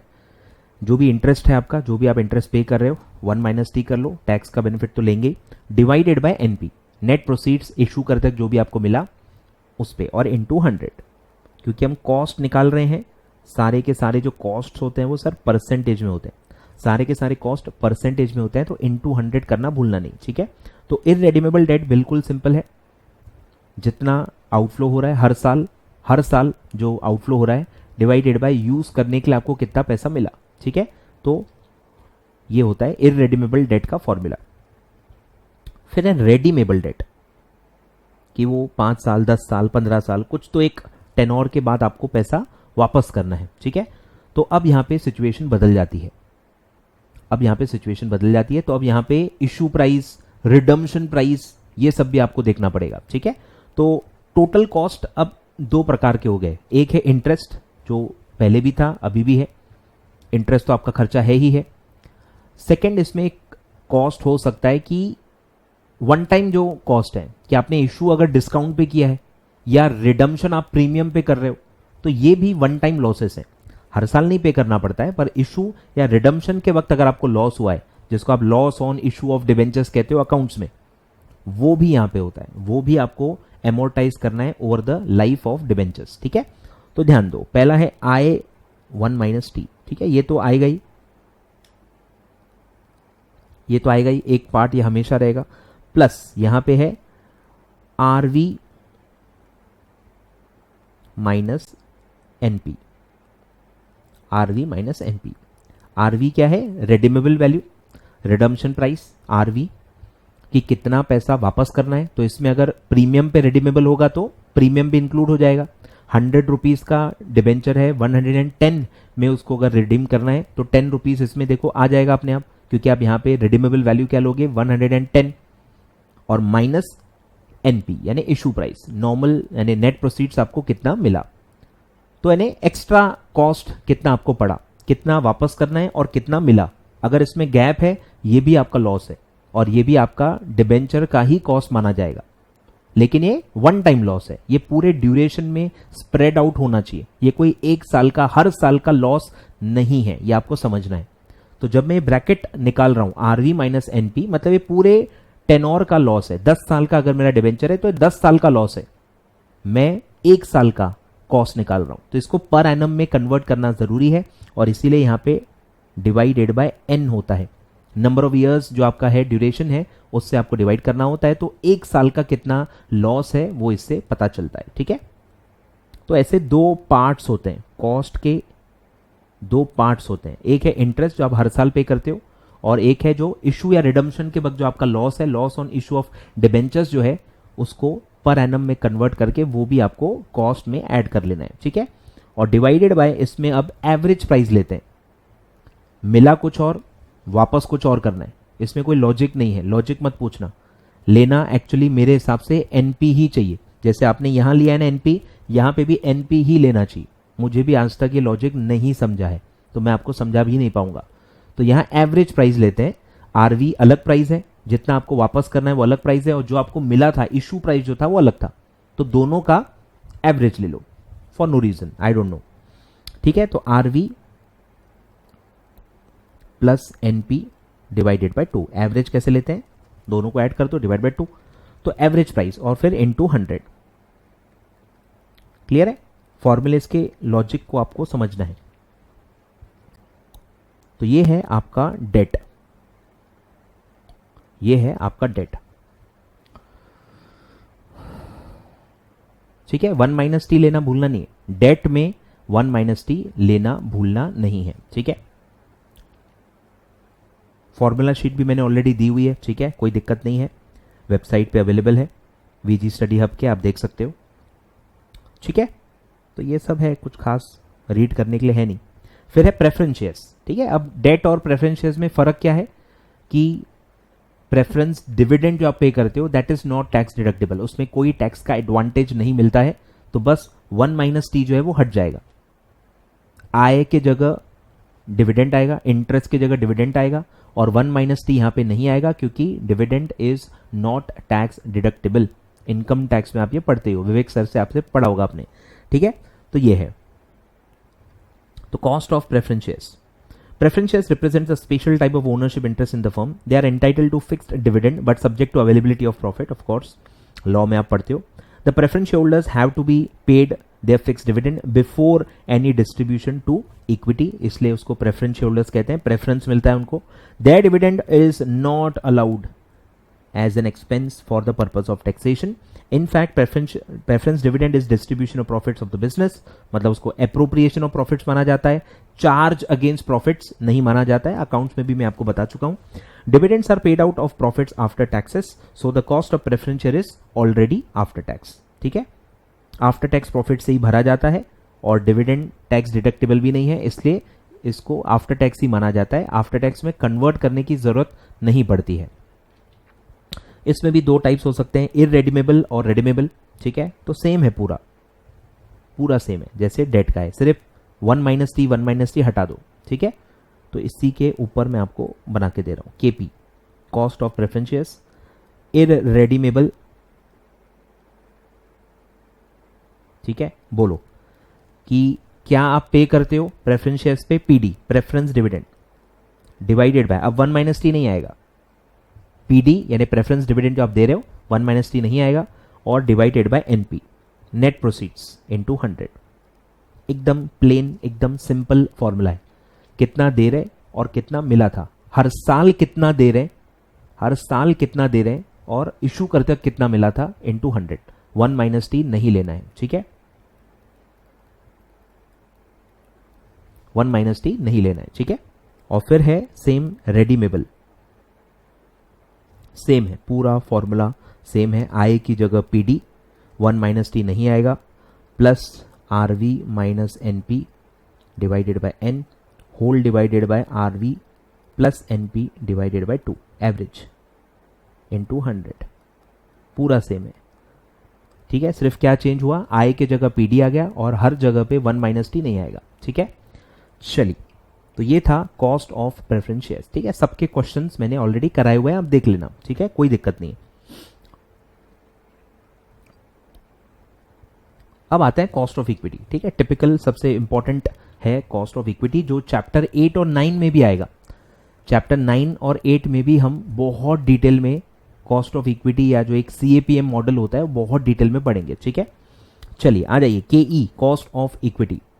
तो ये बहुत ही अलग है क्योंकि इसमें आपको दिखेगा कि हम इक्विटी को तो डिविडेंड देते ही नहीं है, मतलब कंपलसरी नहीं है देना, कुछ कॉस्ट ही नहीं है, कुछ देना ही नहीं है उनको, कुछ भी नहीं देना है, कोई कमिटमेंट नहीं है, तो ये तो फ्री हो गया, पैसा फ्री का है। जब सामने वाला कुछ आपसे एक्सपेक्ट ही नहीं कर रहा, मतलब कुछ आप उसको दे ही नहीं रहे, तो फिर ये तो फ्री का पैसा हो गया। पर ऐसा नहीं है, भले कोई आउटफ्लो नहीं है या कोई कंपलसरी फिक्स्ड आउटफ्लो नहीं है, बट अगर आप ये डिविडेंड नहीं दोगे, मतलब थ्योरी कहती है कि आप डिविडेंड नहीं दे के देखो तो आपको पता चलेगा कि क्या फर्क पड़ता है। अगर आप डिविडेंड लगातार 2-3 सालों तक नहीं दोगे, आपका मार्केट प्राइस कम होते जाएगा। डिविडेंड न देना, भले आप नहीं दो, आपके खिलाफ कोई लीगल एक्शन नहीं ले सकता, बट मार्केट प्राइस का डिक्लाइन होगा, क्योंकि इन्वेस्टर्स तो आपसे डिविडेंड एक्सपेक्ट कर रहे हैं ना, वो एक्सपेक्ट तो कर रहे हैं, और अगर आप उनको नहीं दोगे जितना वो एक्सपेक्ट कर रहे हैं, तो मार्केट प्राइस कम होते जाएगी, तो आपका नुकसान मार्केट प्राइस में आपको दिखेगा, ठीक है। तो कैसे इक्विटी का कॉस्ट निकालें जब आपको कुछ पे करना कंपलसरी है ही नहीं, तो क्या तरीका है ये हम पढ़ेंगे, ठीक है। आ जाओ। Measurement of cost of equity of cost of capital of equity share capital is the most typical and a difficult exercise, ठीक है, क्योंकि कुछ क्लियर कट आउटफ्लो नहीं होता है। The reason being there is no coupon rate, कोई fixed interest rate या कोई फिक्स्ड डिविडेंड रेट इसमें नहीं होता है। Further there is no commitment, कोई कमिटमेंट भी नहीं है, कोई लीगल अपना रिक्वायरमेंट भी नहीं कि आपको कुछ पे करने की। No commitment to pay equity dividends and is the sole description of board of directors. आप पढ़ चुके हो लॉ में, बोर्ड ऑफ डायरेक्टर डिसाइड करते हैं कि देना है, नहीं देना है, कितना देना है, टू पे और not to pay the dividends और to decide at what rate of dividend the dividend is to be paid to equity shareholders. Moreover, equity shareholders are the last claimant on the profits of the company. Therefore, it is often said that equity shares has no cost of capital, but the same is not true. ठीक है, तो ये सही नहीं है, ऐसा हम नहीं मान सकते हैं कि वो पैसा फ्री का है, ऐसा बिल्कुल नहीं मान सकते, ठीक है। Equity share capital, like any other source, has a cost. Just as in the cost of debt and preference shares, investor will invest the funds in the form of equity share capital of the firm only if they expect a return from the firm. बराबर, कोई भी इंसान अगर invest कर रहा है, वो दान नहीं दे रहा है, वो कोई डोनेशन नहीं दे रहा है, वो इन्वेस्ट कर रहा है। जब भी कोई इंसान इन्वेस्ट करता है, he expects a return according to the risk, he expects a return according to the risk which will compensate them for the surrendering the funds as the risk undertaken, ठीक है। तो जितना रिस्क आप ले रहे हो, जो आपकी टाइम वैल्यू ऑफ मनी है, उसके हिसाब से आप रिटर्न एक्सपेक्ट हमेशा करोगे। आप कहीं भी पैसा लगाओ, आप कहीं भी पैसा लगाओ, डेट में लगाओ, इक्विटी लगाओ, प्रेफरेंसेस में लगाओ या बैंक में रख दो, कहीं भी रखो, आप रिटर्न हमेशा हर पैसे पे एक्सपेक्ट करते हो, ठीक है। The return which equity gets is of two kinds. पहला है एक्सप्लिसिट रिटर्न, जो एक्चुअली कैश फॉर्म में आपको मिलता है, जो है डिविडेंड, ठीक है। तो डिविडेंड एक आपका रिटर्न होता है, मिला तो, नहीं मिला तो नहीं आएगा, मिला है तो आएगा। और एक आता है इम्प्लिसिट रिटर्न, मतलब नोशनल रिटर्न, मतलब जो प्राइस राइज है, कैपिटल एप्रिसिएशन, प्राइस एप्रिसिएशन, वो होता है आपका इम्प्लिसिट रिटर्न। और यही सबसे मेन रिटर्न होता है जो नोशनल माना जाता है, क्योंकि आपने अभी बेचा नहीं है।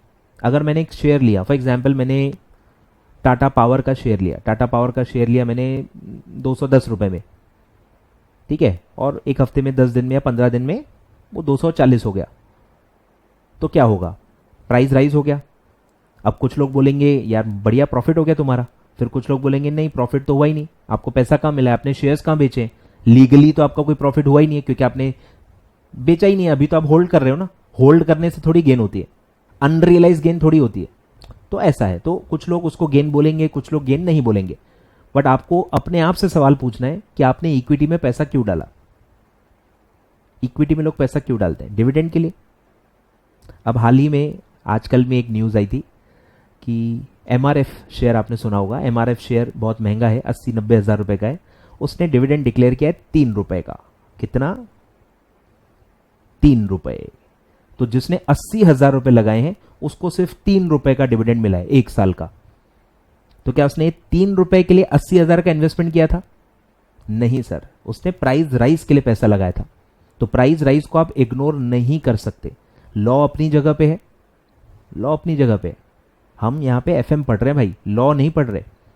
तो हम उसको प्रॉफिट लेंगे कि भाई आपका प्राइस राइज हो गया है, या आपका वेल्थ है, या आप कभी भी बेच के रियलाइज कर सकते हो, कभी भी बेच के रियलाइज कर सकते हो। तो इसको भी as a profit, as a return count किया जाता है। और ठीक है, तो 2 टाइप के रिटर्न होते हैं, एक है एक्सप्लिसिट दैट इज डिविडेंड, और एक है implicit that is price rise, increase in prices. अब ये पॉजिटिव भी हो सकता है, नेगेटिव भी हो सकता है। प्राइस राइज हो रहा है तो एज अ पॉजिटिव वो रिटर्न में ऐड हो जाएगा, प्राइस डिक्लाइन हो रहा है तो एज अ लॉस वो माइनस होगा। तो प्राइस चेंज बोथ साइड्स हो सकता है। डिविडेंड तो पॉजिटिव ही होता है, डिविडेंड थोड़ी नेगेटिव होता है भाई। तो डिविडेंड तो पॉजिटिव ही आएगा, पर ये जो इम्प्लिसिट रिटर्न है, जो प्राइस राइज है, ये बोथ वेज हो सकता है। ठीक है, फिर है cost of equity is the minimum rate of return that a company must earn. ध्यान दो, अब ये काम की लाइन है कि कॉस्ट ऑफ इक्विटी कैपिटल क्या है। ये ऐसा रिटर्न है, ऐसा रेट है जो कम से कम आपको कमा के देना पड़ेगा, नहीं तो आपकी मार्केट प्राइस सस्टेन नहीं हो पाएगी। ठीक है, तो वो दिया है minimum rate of return that a company must earn on the equity financed portion. पूरे कैपिटल पे नहीं, equity finance portion of its investment in order to maintain the market price, कि अगर आपको मार्केट प्राइस मेंटेन करना है तो equity के पैसों पे एक मिनिमम लेवल ऑफ रिटर्न आपको कमाना पड़ेगा। अगर आप नहीं कमाओगे तो आपको मार्केट प्राइस डिक्लाइन होते हुई दिखेगी। इसी को आप एक्सपेक्टेड रिटर्न, रिक्वायर्ड रिटर्न कहते हो, ठीक है। The cost of equity capital is rather difficult to estimate because there is no definite commitment on the part of company to pay dividends. However, there are various approaches. Number one, CAPM. ठीक है, सबसे पहले, सबसे famous, सबसे popular, spectacular कौन सी method है? CAPM, ठीक है। तो ये क्या है? ये हम चैप्टर 8 एंड 9 में तो बहुत ज़्यादा डिटेल में पढ़ेंगे। यहाँ पे आपको क्या समझना है कि इनका लॉजिक क्या है, इनका माइंडसेट क्या है।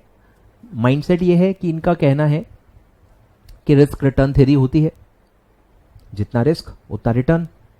तो इन्होंने जो एक्सपेक्टेड रिटर्न है, इसी को आप चैप्टर 9 और 8 में क्या पढ़ोगे? Expected return on equity. तो एक्सपेक्टेड रिटर्न को दो पार्ट्स में इन्होंने बांटा है। एक पार्ट है टाइम वैल्यू ऑफ मनी, कि आप रिस्क न भी लो, बिना रिस्क के भी तो इंसान कमा सकता है। मैं गवर्नमेंट बॉन्ड में पैसे लगा के बिना रिस्क के कुछ तो कमा सकता हूं ना। ऐसा तो नहीं कि रिस्क लूंगा ही नहीं तो मैं कमा ही नहीं सकता। बिना रिस्क लिए भी आप कमा सकते हो। मतलब जो भी गवर्नमेंट बॉन्ड्स पे जो भी रेट ऑफ इंटरेस्ट चल रहा होगा, 2%, 3%, 4%, 5%, जो भी होगा, कोई दिक्कत नहीं है, पर कुछ तो है। तो एक रिटर्न है जो आप बिना रिस्क के कमा सकते हो, जिसको रिस्क फ्री रिटर्न कहा गया है, RF जो हम कहेंगे, risk free rate of return, मतलब जिसको आप टाइम वैल्यू ऑफ मनी कह सकते हो, कि बिना रिस्क के भी आप पैसा लगा सकते हो, इन्वेस्ट कर सकते हो गवर्नमेंट बॉन्ड्स में, ठीक है। तो एक पार्ट है RF, क्लियर है?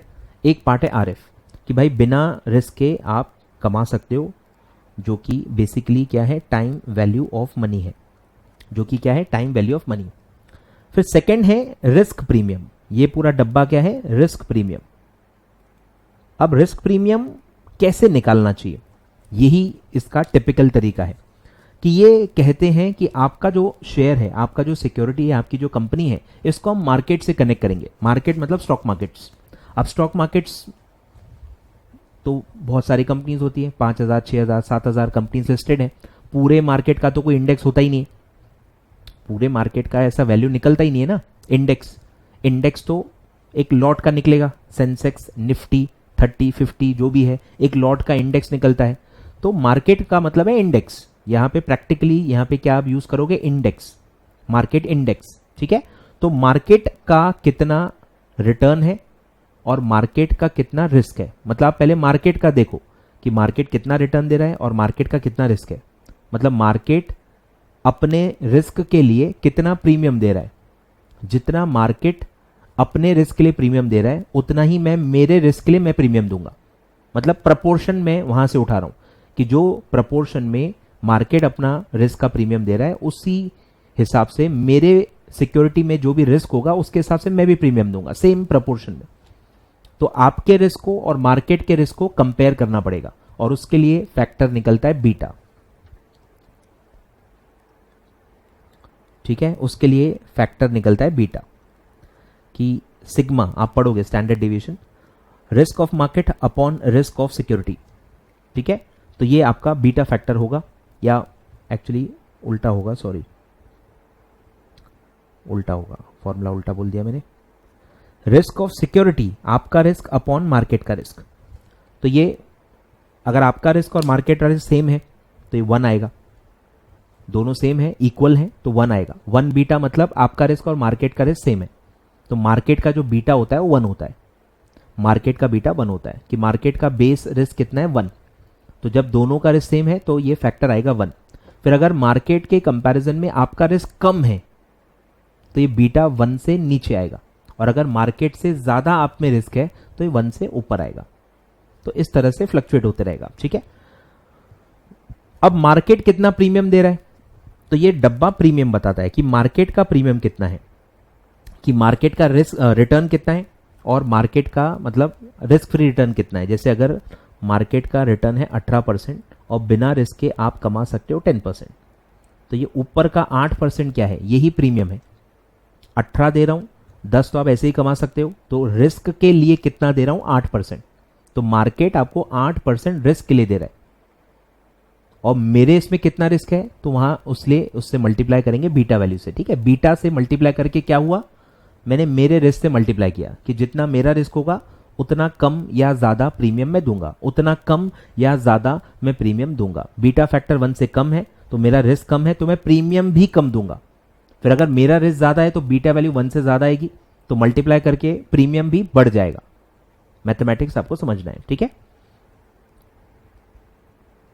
तो ये पूरा फॉर्मूला है CAPM मॉडल, ठीक है। तो ऐसे इसका फॉर्मूला होता है, ठीक है। तो टिपिकल फॉर्मूला क्या है? Risk free return plus risk premium, ऐसा उसका फॉर्मूला है। 2 ऐसे उसके पार्ट्स हैं, ठीक है। आगे बढ़ते हैं सर, इसके क्वेश्चंस मैंने कराए हुए हैं, ठीक है। फिर है bond yield plus risk premium, ये भी सेम है, सिर्फ रिस्क फ्री रिटर्न जो हम गवर्नमेंट बॉन्ड्स का लेते हैं उसके लिए यहां बॉन्ड वर्ड यूज किया गया है। सेम ही लॉजिक है, सिर्फ रिस्क प्रीमियम कैलकुलेट करने का यहां कोई तरीका नहीं है। ये मेथड कहती है कि आप अपने जजमेंट से निकालो। Bond yield plus risk premium क्या कहती है? रिस्क प्रीमियम आप खुद निकालो अपने जजमेंट के हिसाब से। इसीलिए CAPM मॉडल ज्यादा चलता है क्योंकि वो मार्केट से कनेक्ट करता है, मार्केट के रिस्क को अपने रिस्क से भी कंपेयर करके बीटा वैल्यू निकालता है। तो ये ज्यादा रिलायबल माना जाता है, ना कि जजमेंटल बेस पे निकालना, ठीक है। This approach is a subjective procedure क्योंकि पर्सन टू पर्सन वेरी करेगा। To estimate the cost of equity in this approach the judgemental risk premium to be observed to the observed yield on the long term bonds is added to get the cost of equity। तो simple formula है yield on bonds और risk premium. Bond का yield तो आपको पता ही चल जाएगा market से कि बॉन्ड में कितना रिटर्न चल रहा है, और रिस्क प्रीमियम आपको अपने जजमेंट से लेना है। तो ये होता है risk bond yield plus risk premium, ठीक है। तो ज्यादा ही चलती नहीं है। और थर्ड है डिविडेंड ग्रोथ मॉडल, ठीक है। इसी को आप पढ़ोगे डिविडेंड डिस्काउंट मॉडल, या इसी को आप पढ़ोगे गॉर्डन्स ग्रोथ मॉडल, ठीक है। ये सब आप डिविडेंड पॉलिसी में भी पढ़ोगे, ठीक है। ये पूरा हम चैप्टर 6 डिविडेंड चैप्टर में भी अच्छे से पढ़ने वाले हैं। अब ये क्या कहता है? ये मेथड एक्चुअली प्राइसिंग के लिए यूज होता है। एक्चुअली ये फॉर्मूला प्राइसिंग के लिए यूज होता है, ठीक है। ये फॉर्मूला है, तो इसका आपको कॉस्ट के एंगल से आपको समझना है कि KE is equal to D1 minus D1 divided by P0 plus G। ये उसका फॉर्मूला होता है कि आपका जो कॉस्ट ऑफ इक्विटी है दैट इज D1 जो डिविडेंड आपको पे करना है डिवाइडेड बाय प्राइस। कॉस्ट कैसे निकलता है? इंटरेस्ट डिबेंचर प्रेफरेंसेस में क्या किया? यही तो किया, कितना देना पड़ रहा है डिवाइडेड बाय कितना मिला था। सेम लॉजिक है कि हम कितना दे रहे हैं dividend, D1 divided bye price, हमको कितना मिला था प्राइस। सेम लॉजिक है। इंटरेस्ट डेट में जो पड़ा था इंटरेस्ट के लिए सेम लॉजिक, और प्रेफरेंस के लिए जो प्रेफरेंस डिविडेंड पड़ा सेम लॉजिक। यहां पे भी सेम लॉजिक है, कितना देना है कितना मिला यूज करने के लिए, प्लस जी क्यों? क्योंकि डिविडेंड बढ़ते जाता है, कंपनी ग्रो होते जाती है, कंपनी की अर्निंग्स बढ़ते जाती है, तो डिविडेंड भी तो बढ़ते जाएगा ना, तो प्लस G। तो ये आपका फॉर्मूला है डिविडेंड ग्रोथ मॉडल। इसलिए ग्रोथ मॉडल कहते हैं इसको क्योंकि ग्रोथ फैक्टर भी इसमें लिया जाता है, ठीक है। ठीक है, तो याद रखना काफी आसान है। फिर है अर्निंग प्राइस अप्रोच, मतलब इसमें आप वही डिटेल में पढ़ोगे, अभी आपको इतना है नहीं कि इक्विटी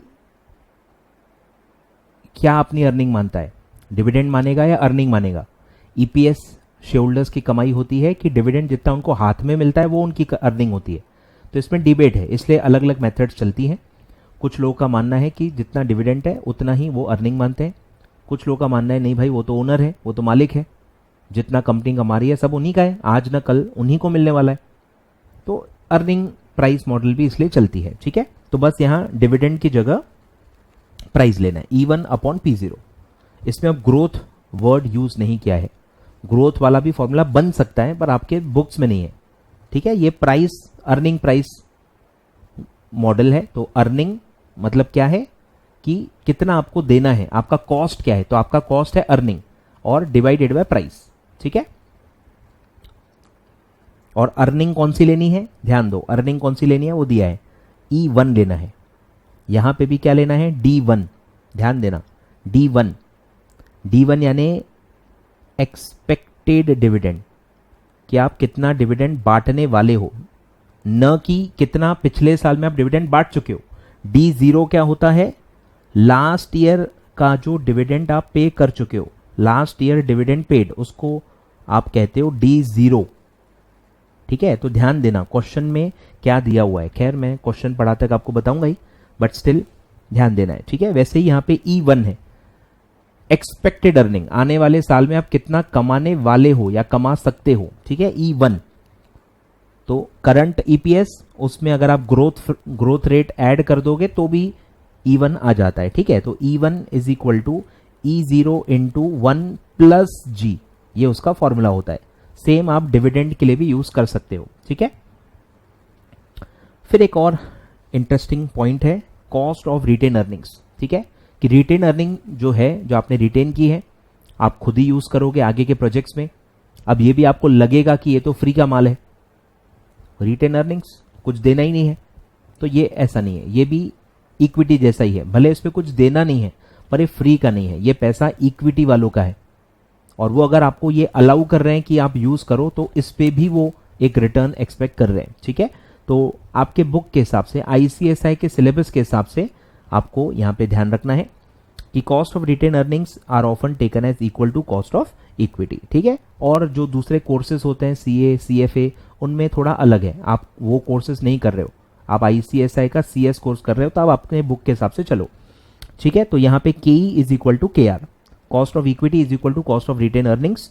ठीक है, और यहाँ लिखा हुआ है कि it may be noted that the cost of retained earnings is not to be adjusted for tax, flotation cost and for under pricing.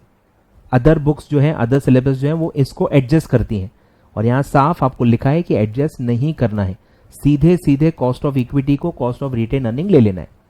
Clear है? कहां लिखा है सर ये? ICSI module. ठीक है, पढ़ लेना। तो बहुत ही सिंपल है, कुछ भी आपको इसमें याद नहीं रखना है, बस KE is equal to KR, ये आपको ख्याल में रखना है। ठीक है, चलिए, तो ये ऊपर का वही दिया है कि रिटेन अर्निंग क्या होता है, ये वो सब दिया हुआ है। आगे बढ़ते हैं, फिर है WACC। ठीक है, weighted average cost of capital. पूरा पैसा जो आप लाते हो, पूरा जो आपका कैपिटल स्ट्रक्चर है, पूरा जो आपका कैपिटल है, वो कोई एक सोर्स से नहीं आता, वो अलग अलग सोर्सेज से आता है, डेट, इक्विटी और प्रेफरेंस, और इंडिविजुअली तीनों का कॉस्ट अलग अलग होता है। तो आपको ये तो पता चलता है कि सिर्फ इक्विटी का मेरा कॉस्ट कितना है, सिर्फ डेट का कितना कॉस्ट है, सिर्फ प्रेफरेंस शेयर्स का कॉस्ट कितना है, ये आपको पता है। पर बिजनेस में जब पैसा आ जाता है ना, वो मिक्स हो जाता है, वो मिक्स हो जाता है। उस पे नोट्स पे आप लिखोगे नहीं ये E फॉर इक्विटी, ये D फॉर डेट, लिख के नहीं रख सकते, आप आइडेंटिफाई नहीं कर सकते कहां से कौन सा पैसा है आता है, और अपन यूज कर लेते हैं। तो पता कैसे चलेगा? जब मैं कहीं लगा रहा हूं पैसे, मैं कॉस्ट ऑफ कैपिटल कैसे निकालूंगा? तो मुझे इसीलिए ओवरऑल कॉस्ट ऑफ कैपिटल निकालना है कि एक एक रुपया जो मेरे बिजनेस में आ रहा है, उसका वेटेड एवरेज कॉस्ट क्या है, एवरेज कॉस्ट क्या है, वो आपको निकालना जरूरी है। तो ये टोटल कैपिटल के हिसाब से होता है कि टोटल कैपिटल पे पर रुपी पे मेरा कॉस्ट क्या है। तो ये सिंप्लिसिटी हो जाती है और आप आसानी से डिसीजन ले सकते हो। ठीक है, तो ये है।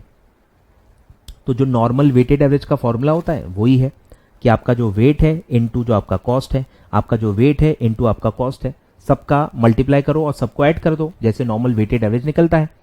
क्वेश्चंस में आप देखोगे, पढ़ोगे। ठीक है, तो ऐसा है। तो वेट इनटू कॉस्ट। अब KE KD तो आप निकाल चुके हो, ये तो हमको पता ही है, हमने ऊपर पढ़ा ना। अब ये वेट कैसे निकलता है? तो वेट भी नीचे दिया हुआ है कि वेट भी दो प्रकार के होते हैं, एक है बुक वैल्यू वेट्स और एक होते हैं मार्केट वैल्यू वेट्स। पहला होता है बुक वैल्यू वेट्स, कि बुक में क्या वैल्यूज है, बुक में क्या है, बुक में क्या आता है, बुक वैल्यू मतलब जितना आपने लिए हैं, फेस वैल्यू पे रिकॉर्ड होता है ना। जैसे डिबेंचर आप क्या वैल्यू पे दिखाते हो, जितना डिबेंचर का फेस वैल्यू है। इक्विटी शेयर कैपिटल कितने पे दिखाते हो, जितना उसका फेस वैल्यू है। तो बुक्स के हिसाब से चलेंगे। ठीक है, तो ध्यान दो। तो value of equity divided by total capital employed, तो ये उसका वेट हो गया, प्रपोर्शन। 50 लाख का इक्विटी है, टोटल 1 करोड़ का आपका कैपिटल है, तो 50 लाख डिवाइड बाय 1 करोड़ यानी 0.5। 0.5 उसका वेट हो गया, ठीक है। Similarly value of date divided by total capital employed, 40 lakh का अगर आपका डेट है और 1 करोड़ का आपका टोटल कैपिटल एम्प्लॉयड है तो उसका वेट कितना आएगा 0.4। ऐसे आपको वेट्स निकालने हैं और वेट्स को कॉस्ट से मल्टीप्लाई करना है और इस तरह से तीनों सोर्सेस को वेट और कॉस्ट से मल्टीप्लाई करके उस मल्टीप्लीकेशन को आपको चीजों को ऐड करते जाना है, ठीक है। तो आप पढ़ोगे, क्वेश्चंस में पढ़ेंगे अपन, ठीक है। तो ये है वेटेड एवरेज कॉस्ट। तो वेट्स क्या है, दो ऑप्शन है आपको वेट्स का, एक है book value weights. By default कुछ भी नहीं लिखा हुआ है तो आप बुक वैल्यू वेट्स ले लो। बाय डिफॉल्ट अगर कुछ भी नहीं लिखा हुआ है तो आप कौन से वेट्स लोगे, बुक वैल्यू वेट्स आप ले लोगे, ठीक है। The weights are said to be book value weights if the proportion of different sources are ascertained on the basis of face value. क्योंकि डेट हो, प्रेफरेंस शेयर्स हो या इक्विटी हो, क्या वैल्यू पे रिकॉर्ड होते हैं, face value. The book value can be easily calculated by taking the relevant information of the capital structure given the balance sheet, ठीक है। ये सबसे आसान है क्योंकि ये रेडिली अवेलेबल होता है, कैलकुलेट करने की जरूरत नहीं पड़ती है, बैलेंस शीट में सीधे सीधे दिखता है अलग से। फिर एक और ऑप्शन होता है कि अगर आपको लगता है कि बुक वैल्यू और मार्केट वैल्यू में बहुत फर्क है, अगर आपको लगता है कि बुक वैल्यू में और मार्केट वैल्यू में बहुत फर्क है तो आप मार्केट वैल्यू वेट्स को ले सकते हो। Market value weights in that situation better होते हैं, in that situation market value weights ज्यादा बेटर होते हैं, ठीक है। तो ये कैसे निकलते हैं, मार्केट वेट्स में ऑल्सो भी calculated on the basis of market value. Book value की जगह क्या आ जाएगा, market value of the different sources that is proportion of each source at its market value. In order to calculate the market value weights, the firm has to first find out the current market price of the security, ठीक है। इसमें थोड़ी मेहनत है, ये readily available नहीं होता है, ये आपको अलग से निकालना पड़ता है। Generally there is a difference between the book value and the market value, therefore WACC will be different, ठीक है। ऑब्वियसली बुक वैल्यूज अलग होती हैं, उनका प्रपोर्शन अलग आएगा और मार्केट वैल्यू का प्रपोर्शन अलग आएगा, तो WACC जो आप निकालोगे वो भी हल्का सा अलग आएगा। WACC calculated using book value weights will be understated. अब ध्यान दो, ये लाइन थोड़ी सी टेक्निकल है, क्या कहती है ये लाइन,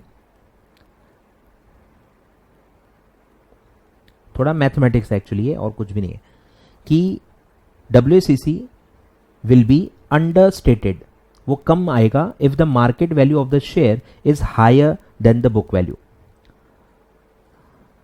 कि अगर मेरा डेट है और इक्विटी है, ठीक है, एक है 5 लाख, ये है 5 लाख, ठीक है, ऐसे 10 लाख का मेरा कैपिटल है, ठीक है। तो वेट्स आएंगे 0.5, 5 lakh divide by 10 lakh 0.5, 5 lakh divide 10 lakh 0.5। मेरा कॉस्ट है फॉर एग्जांपल 10% और ये आएगा 20%, तो ये आएगा, मल्टीप्लाई करो तो WACC आएगा 15%, ठीक है। एकदम सिंपल मैं आपको बता रहा हूं, इस तरह से निकलता है। अब वो कह रहे हैं कि अगर आपके मार्केट वैल्यू जो है वो वेट्स हैं वो अगर ज्यादा है, ध्यान दो, इफ मार्केट वैल्यू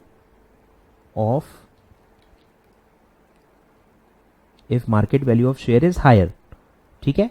तो यहां अब मैं ले रहा हूं कि अगर डेट है, इक्विटी है, डेट तो सेम ही रहती है 5 लाख, अब इक्विटी जो मेरा फेस वैल्यू है 5 लाख, इसका अगर मेरा जो मार्केट वैल्यू है सपोज वो आता है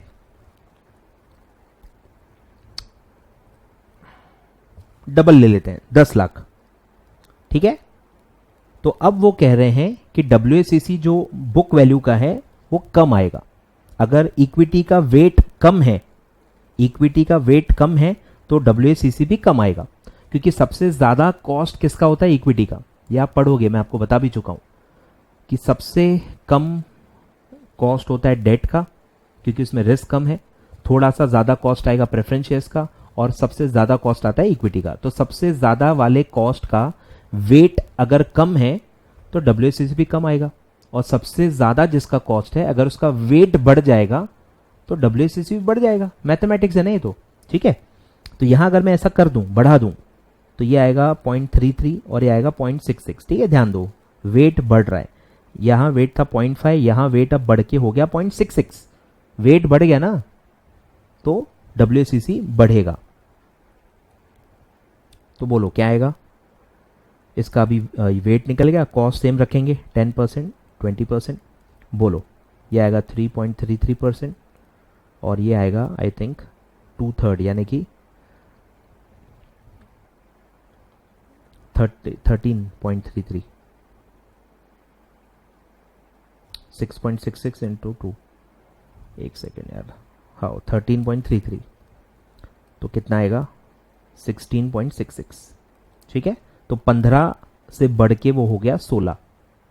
तो ये वो लाइन कह रही है कि अगर मार्केट प्राइस, ध्यान दो फिर से पढ़ो, कि अगर मार्केट वैल्यू 5 लाख है, यहाँ मार्केट वैल्यू 10 लाख है, ठीक है, कि अगर मार्केट वैल्यू ज़्यादा है इक्विटी की तो जो बुक वैल्यू वेट्स हैं उसका WACC कम आएगा, ये लोअर आएगा।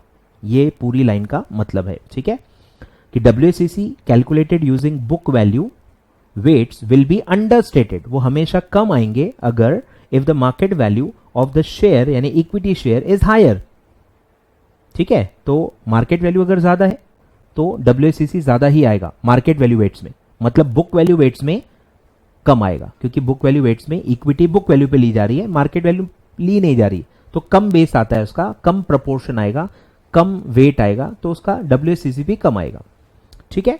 तो ये उस लाइन का पूरा मतलब है। तो WACC जो निकलता है वो ओवरऑल निकलता है, पूरा अभी तक का जो भी आपका कैपिटल है, जहां से भी आपने लाया होगा, जब आप उसका WACC निकाल रहे हो तो वो नॉर्मल WACC होगा। फिर एक और कॉस्ट निकलता है कि अगर मैं कोई एडिशनल प्रोजेक्ट कर रहा हूं, और उसके लिए मैं कुछ एडिशनल कैपिटल रेज कर रहा हूं, और अगर मुझे उस एडिशनल कैपिटल का अलग से कॉस्ट निकालना है तो उसको कहते हैं marginal cost of capital. Marginal मतलब इंक्रीमेंटल, जो नया कैपिटल आप रेज कर रहे हो उसका अगर आपको अलग से कॉस्ट निकालना है तो उसको कहते हैं मार्जिनल कॉस्ट ऑफ कैपिटल। वो भी सेम तरीके से निकलता है। तो मार्जिनल जो आप एडिशनल बोरोइंग ले रहे हो वो भी आप एक या एक से ज्यादा सोर्सेस से ले सकते हो। एक ही सोर्स का है तो जो बस उसका कॉस्ट होगा वो ले लो, एक से ज्यादा सोर्स से ले रहे हो तो वहां पे भी वेटेड एवरेज लेना पड़ेगा। समझो बात को, WACC क्या है, एग्जिस्टिंग, और मार्जिनल कॉस्ट ऑफ कैपिटल क्या है, इंक्रीमेंटल, बस इतना ही फर्क है। कंसेप्ट दोनों सेम है, मतलब भी दोनों का सेम है, बस किसका कॉस्ट निकाल रहे हो इसके हिसाब से अलग अलग है। एग्जिस्टिंग का निकाल रहे हो तो WACC, इंक्रीमेंटल जो नया बोरिंग आप लेने वाले हो, नया फंडिंग जो आप लेने वाले हो उसका निकाल रहे हो तो उसको कहते हैं MCC, marginal cost of capital. Clear है? तो marginal cost of capital is defined as the cost of additional capital introduce in the capital structure since we have assumed that capital structure can vary according to the changing requirements of the firm. Capital कम ज्यादा हो सकता है, तो अगर आप capital बढ़ाओगे, incremental capital ले रहे हो तो सिर्फ इन एडिशनल कैपिटल का अलग से आपको कॉस्ट निकालना है, तो उस कॉस्ट को कहते हैं marginal cost of capital. Clear है? तो इसका भी क्वेश्चन मैंने MCQ में करवाया हुआ है, ठीक है। तो बस इसके बाद अब आपको क्या करना है सर, अब भी फटाफट, अब भी अगर आपका टाइम होगा तो पार्ट 1 और 2 आपको देखना है MCQ सीरीज का, उसका लिंक डिस्क्रिप्शन में नीचे दिया हुआ है, ठीक है। तो आपका A to Z सब इस चैप्टर का कवर हो जाएगा, ठीक है। आई होप आपको सब समझ में आ गया होगा, अच्छे से रिवाइज हो गया होगा और आपने सारी चीजें नोट कर ली होंगी। फटाफट मैं आपको एंड गेम नोट्स भी दिखा देता हूं, ठीक है। बोलो, चार्ट पढ़ चुके हैं? बोलो कि CCOD, लोन्स एडवांसेस, ये सब क्या होते हैं, short term finance. Commercial banks CCOD अगर आपको दे रहे हैं तो ये कौन से टाइप का फाइनेंस है, शॉर्ट टर्म फाइनेंस। फिर है external borrowings, foreign investments, NRIs, deposits, ये कौन सा है, foreign sources. To and fro कैसा भी क्वेश्चन आ सकता है, फॉरेन सोर्सेस बता के 3 ऑल ऑफ अबव का भी ऑप्शन दिया जा सकता है कि which of the following is the foreign source, which of the following is not a foreign source, ऐसा भी आ सकता है। फिर ये भी हम पढ़ चुके हैं कि रिक्वायर्ड रेट ऑफ रिटर्न क्या है in order to cover the cost of generating funds, तो वह है कॉस्ट ऑफ कैपिटल। फिर ये भी हमने पढ़ा क्या कि अगर आप फेल हो गए, अगर आप रिक्वायर्ड रेट ऑफ रिटर्न नहीं कमा रहे हो, एक्सपेक्टेड रिटर्न नहीं कमा रहे हो, तो आपका मार्केट वैल्यू फॉल होगा, और अगर आप मार्केट के एक्सपेक्टेड रिटर्न से ज्यादा कमा रहे हो तो मार्केट वैल्यू भी बढ़ेगी, ठीक है, वाइस वर्सा, ऐसा है। फिर 4 फैक्टर्स कौन से हैं जो डिटरमाइन करते हैं, पहला है जनरल इकोनॉमिक कंडीशन, सेकंड है मार्केट कंडीशंस, थर्ड है ऑपरेटिंग एंड फाइनेंसिंग डिसीजंस, और फोर्थ था अमाउंट ऑफ फाइनेंसिंग, ठीक है। तो चारों फैक्टर्स हैं, घुमा फिरा के कैसे भी आपको पूछा जा सकता है। फिर है कि जैसे जैसे फाइनेंसिंग की रिक्वायरमेंट बढ़ते जाती है, ज़्यादा अमाउंट आपको बोरो करना होता है, तो वेटेड एवरेज कॉस्ट बढ़ते जाता है। ठीक है, ध्यान दो, अमाउंट ज़्यादा चाहिए तो कॉस्ट भी बढ़ते जाएगा। फिर है कंट्रोलेबल फैक्टर्स, बोलो फाइनेंसिंग डिसीजंस यानी फाइनेंशियल पॉलिसी, डिविडेंड पॉलिसी और इन्वेस्टमेंट पॉलिसी, तीनों डिसीजन जो आप लेते हो वो कंट्रोलेबल फैक्टर्स हैं। और नॉन कंट्रोलेबल अनकंट्रोलेबल क्या है, interest rates and tax rates. ठीक है, पढ़ा था अपन ने। फिर था कि long term debentures, long term bonds का अगर आप कॉस्ट निकाल रहे हो तो उसी को कहते हैं कॉस्ट ऑफ डेट। ठीक है, फिर इंटरेस्ट क्या है, आफ्टर टैक्स ही निकलता है, मतलब debt, cost of debt after tax निकलता है, क्योंकि वो उसका इंटरेस्ट जो है वो टैक्स डिडक्टेबल होता है, पढ़ चुके हैं। डिविडेंड्स क्या होता है, not allowed as a deduction, तो उसमें 1 - t होता ही नहीं है। ठीक है, तो उसका जो कॉस्ट है वो ऑटोमेटिकली आफ्टर टैक्स ही होता है, टैक्स माइनस करने की जरूरत नहीं होती है क्योंकि वो टैक्स डिडक्टेबल नहीं होता है। सबसे डिफिकल्ट क्या है कॉस्ट निकालना, इक्विटी का। सबसे टिपिकल और सबसे डिफिकल्ट एक्सरसाइज कॉस्ट निकालने की किसकी है, इक्विटी शेयर कैपिटल, क्योंकि उसमें कोई फिक्स्ड कूपन रेट नहीं होता है, डिविडेंड देना कंपलसरी नहीं होता है, बोर्ड ऑफ डायरेक्टर डिसाइड करते हैं कि डिविडेंड देना है, नहीं देना है, कितना देना है, सब बोर्ड वॉलंटरीली डिसाइड करता है। ठीक है, फिर दो प्रकार के रिटर्न है सर, एक्सप्लिसिट और इम्प्लिसिट, बता दिया मैंने इक्विटी पे। फिर है सबसे पॉपुलर मेथड कौन सी है, सीएपीएम, पॉपुलर स्पेक्टेकुलर कौन सी मेथड है, सीएपीएम। फिर मेथड्स कौन सी हैं कॉस्ट ऑफ इक्विटी के लिए, बोलो, पहला था सीएपीएम, सेकंड है bond yield plus risk premium, third है डिविडेंड ग्रोथ मॉडल, फोर्थ है अर्निंग प्राइस मॉडल। इसमें भी ऑप्शन घुमा के कंफ्यूज कर सकते हैं। ठीक है, CAPM, bond yield plus risk premium, dividend growth model और अर्निंग प्राइस मॉडल। ठीक है, 4 मेथड्स होते हैं ऑफ कॉस्ट ऑफ इक्विटी। फिर है कि रिटेन अर्निंग का कॉस्ट कितना है sir, equal to cost of equity. ठीक है, कॉस्ट ऑफ इक्विटी जितना ही कॉस्ट ऑफ रिटेन अर्निंग आपको मानना है। और फिर मार्जिनल कॉस्ट ऑफ कैपिटल क्या है, एडिशनल कैपिटल का कॉस्ट अगर आपको निकालना है तो उसको कहते हैं marginal cost of capital. Clear है, सारे पंचवर्ड्स मैंने इसमें कवर कर लिए। ठीक है, चलिए सर, गुड बाय, मेरा काम खत्म, आपका काम चालू। चलिए, सारे फॉर्मूले भी लिखवा दिए हैं और आपको मैंने बता दिया है कि सर आपको पार्ट 1 और 2 देखना है अब भी जाके, नो चीटिंग। ठीक है, पार्ट 1 और 2 अब भी देखो, उसमें फॉर्मूले भी मैंने समझा दिए हैं और पूरे एमसीक्यूज भी करवाए हैं। ठीक है, चलिए, thank you so much, thank you for watching the video. Comment करके ज़रूर बताएं सर कैसा आपका फीडबैक है, कैसा आपको लगा, क्या इंप्रूवमेंट्स करने हैं या क्या चीज़ें अच्छी लग रही हैं, सब चीज़ें कमेंट बॉक्स में बताएं। वीडियो लाइक करें, ठीक है, और चैनल सब्सक्राइब करना न भूलें क्योंकि बहुत सारे वीडियोज़ आने वाले हैं। और स्टे ट्यून, ठीक है, स्टे ट्यून, सब चीज़ें मैं कवर करवाने वाला हूँ और बहुत अच्छे से सारी चीज़ें हम कवर करने वाले हैं, बस आपका सपोर्ट चाहिए। ठीक है, थैंक यू सो मच।